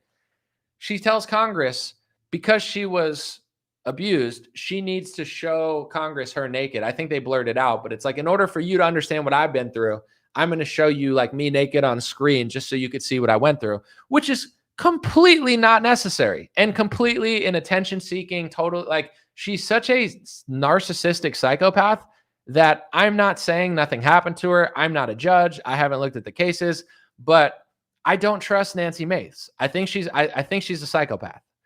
Does that mean that no one's ever done her wrong? I'm not saying that. But to the Republicans, like on my Facebook page, if you question Nancy Mace, they're like, how dare you? Republican boomers on Facebook and conservatives on X, they're living in alternate realities. And I'm not trying to be rude and I'm not trying to be mean, but conservatives under the age of 50, not all of them, because there's really smart older conservatives and there's really dumb younger conservatives, but on average, I'm not trying to be rude, but people see what I know and how I talk. Facebook boomers are like so far unadvanced compared to like the younger conservative. It's not even funny. You post it on Twitter, everybody is like, yeah, no, I don't trust her. You post it on Facebook, it's a bunch of people freaking out. How dare you? How dare you? She's a sad woman, blah, blah, blah. I'm not saying that she's necessarily a bad person. I think she's a psychopath, but I'm just saying, like, I'm not sitting on trial or jury or whatever. You know, I'm not a judge on freaking her cases. But what I just told you, I'm also not just sitting believing her. I have enough evidence to think she's a psychopath. I have enough evidence to think that she's one of the most attention-seeking, desperate weirdos. I have enough evidence to know that once I believe this with anybody. It's like, let me give you an example on a lesser note. I followed some women and some men that they're always complaining about an ex-girlfriend or an ex-boyfriend, right? If I see a woman, if I follow a woman or a dude that has had problems with like 4 ex-boyfriends, I think to myself, this person's a psychopath. They're responsible. I've had multiple girlfriends in my life from the time I was in high school till now, right? Have you ever heard me complaining about my exes? No. Do you know why? Because I take accountability. Sometimes it was my fault. Sometimes it just didn't work out. If I stayed with anybody longer than 2 or 3 dates, it's on me. You know what I'm saying? And anybody I've dated for longer periods of time, I usually purposely did it. And I don't regret it because I made that decision. I don't have horror stories of ex-girlfriends doing stuff because I would never allow that. And vice versa. They don't have horror stories because they also take accountability and they wouldn't allow it. And they wouldn't go for a guy that would do really crazy stuff.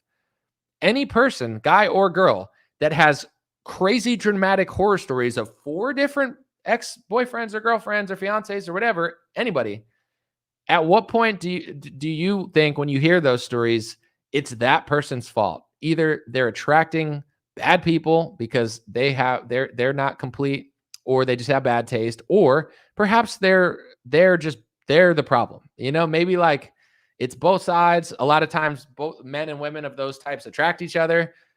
But sometimes, sometimes it's the woman's fault and sometimes it's the man's fault. But in my opinion, over 4, it's your fault. That's just my opinion with people when they're dealing with their problems. So I'm just saying in general,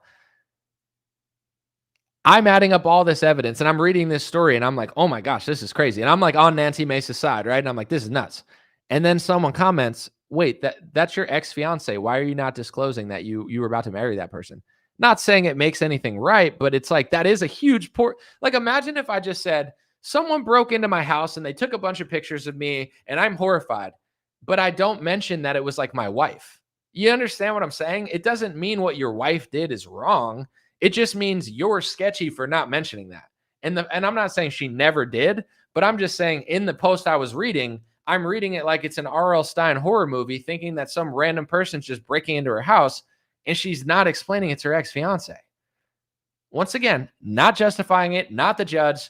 I just don't trust someone like that. But you go on Facebook, they all love Nancy Mace. Nancy Mace is a hero. Nancy Mace is just totally believable. To everybody on X under 50, Nancy Mace is a psychopath. Nancy Mace is a drama queen. Nancy Mace is a self-absorbed narcissist. two different realities between the older generation of conservatives and the younger generation of conservatives. And I'll just say this too. Conservatives in general, and especially the older generation, they're easy to fool. Too easy. Way too easy. You go to red states. This is the easiest way to know. Shouldn't red states that are red counties, shouldn't they have the most based right-wingers on the planet? You know, these are the types of people that'll say, anomaly, you're a liberal, and then they'll elect Dan Crenshaw. Anomaly, you're a liberal, and then they'll elect Lindsey Graham. It's like, you got states like Wyoming. You got states like Oklahoma. You got states like most of Texas, where you have these neighborhoods. You could elect anybody, any Republican. There's no Democrats in most of these counties that can even rival you. Anyone you want, you get. Yet they're picking the fakest, dumbest, most compromised, donor-sucking politicians that are fed to them on Fox News. I'm not trying to be rude. The younger generation is a disaster in many ways, but Republicans 20 to 40, 50 are way more advanced. Republicans over 60 are so easy to fool. They trust anyone. They're way too trusting. You know, they wait. Oh, Vivek, I like him. Oh, Nancy Mace, I trust her. Oh, Lindsey Graham, he seems like a solid guy. Oh, Dan Crenshaw, he was a veteran. Oh, Black Rifle Cop, whatever, you know, and I'm not knocking them. I'm just saying it's like there's no thought process into it. It's just like, yeah, that guy is my guy. And anybody who says otherwise is a libtard. Oh my gosh, my stupid screen. But sorry about this. What's going on? Okay. Anyway, that's my little situation. And one thing that I read too on the thing is that the same way, and once again, I'm not a judge. I'm not weighing in on it. I'm giving like my personal outside just opinion. But I read when I was doing like looking into like Nancy's like accusations against her exes, apparently she has said some things on the Congress floor, and similar to Marjorie Taylor Greene and Thomas Massie, when you say things in Congress, you can't get sued. You have legal immunity. It's like a superpower that politicians have because they didn't want politicians to be suing each other. I get it. It makes sense to me. But there's some of Nancy Mace's exes, or one of them, that wanted to basically go after Nancy Mace, but they couldn't because she said all this stuff on Congress floor and she has legal immunity. I'm not saying she's right. I'm not saying she's wrong. I'm not a judge. I haven't looked at the case. I'm just saying, like, if you know, I understand when it comes to like a victim, you just want to side with the victims, whether it's Epstein victims, Nancy Mace. I get it. You know, Jussie Smollett's a victim too. And I'm not saying they're on the level, but this is just how I think about stuff. No matter what case it is, you have to fully look into it and figure out what's going on. If you just say, well, they said that, so they must really think that. It's like, I get it. Sure. However, I am a little more skeptical. I think Jeffrey Epstein has a lot of victims, but I don't think that every person claiming they're a Jeffrey Epstein victim is necessarily the most honest or trustworthy people. Some probably are, some probably aren't, but there needs to be a little bit of vetting done. And that's just the case with any situation like that. Can't just fully believe everything someone says, especially if there's a lot of evidence that things just aren't adding up. That's where journalism is supposed to come involved. That's where people are supposed to ask questions, not questions that are below the belt, but journalistic questions. Like if you're going to accuse somebody of doing something horrific on any level, there needs to be someone in the media that will ask important questions about holes in the narrative to fill in the gaps so the public can see if it's real or not. But we don't have a lot of that nowadays. It's just a lot of like, you know, partisan situations. But that's what I'm here for. That's what I try to do. And I try to do the best of my ability and be as fair as possible. But that's been today's show. Appreciate y'all. God bless you. God bless your family. God bless America. God bless the world. Thank you for being here. And if you ever want to stream the audio, usually it goes up a day later on Dream Rare Podcast. It's on everything. If you want to check out my music, Anomaly, AN0MALY. I got a Facebook page. I got Instagram, but my music is on Spotify and Apple. I appreciate everybody checking out my new song, Luck of the Irish. And just congrats to Bryson Gray. artists I have a few songs with. He has the number one trending song right now. It's called "Do It" on Instagram, and it's literally the top trending song he's doing as a Christian artist with no label. It's pretty cool, and yeah, congrats to him. But check out my stuff as well, and appreciate y'all. This is my Bob Ross shirt. I rocked it today because I got to do laundry, but it says, "Ever make mistakes? Let's make them birds." Yeah, they're birds now, but you know, it's neither here nor there. Appreciate y'all. Have a good one.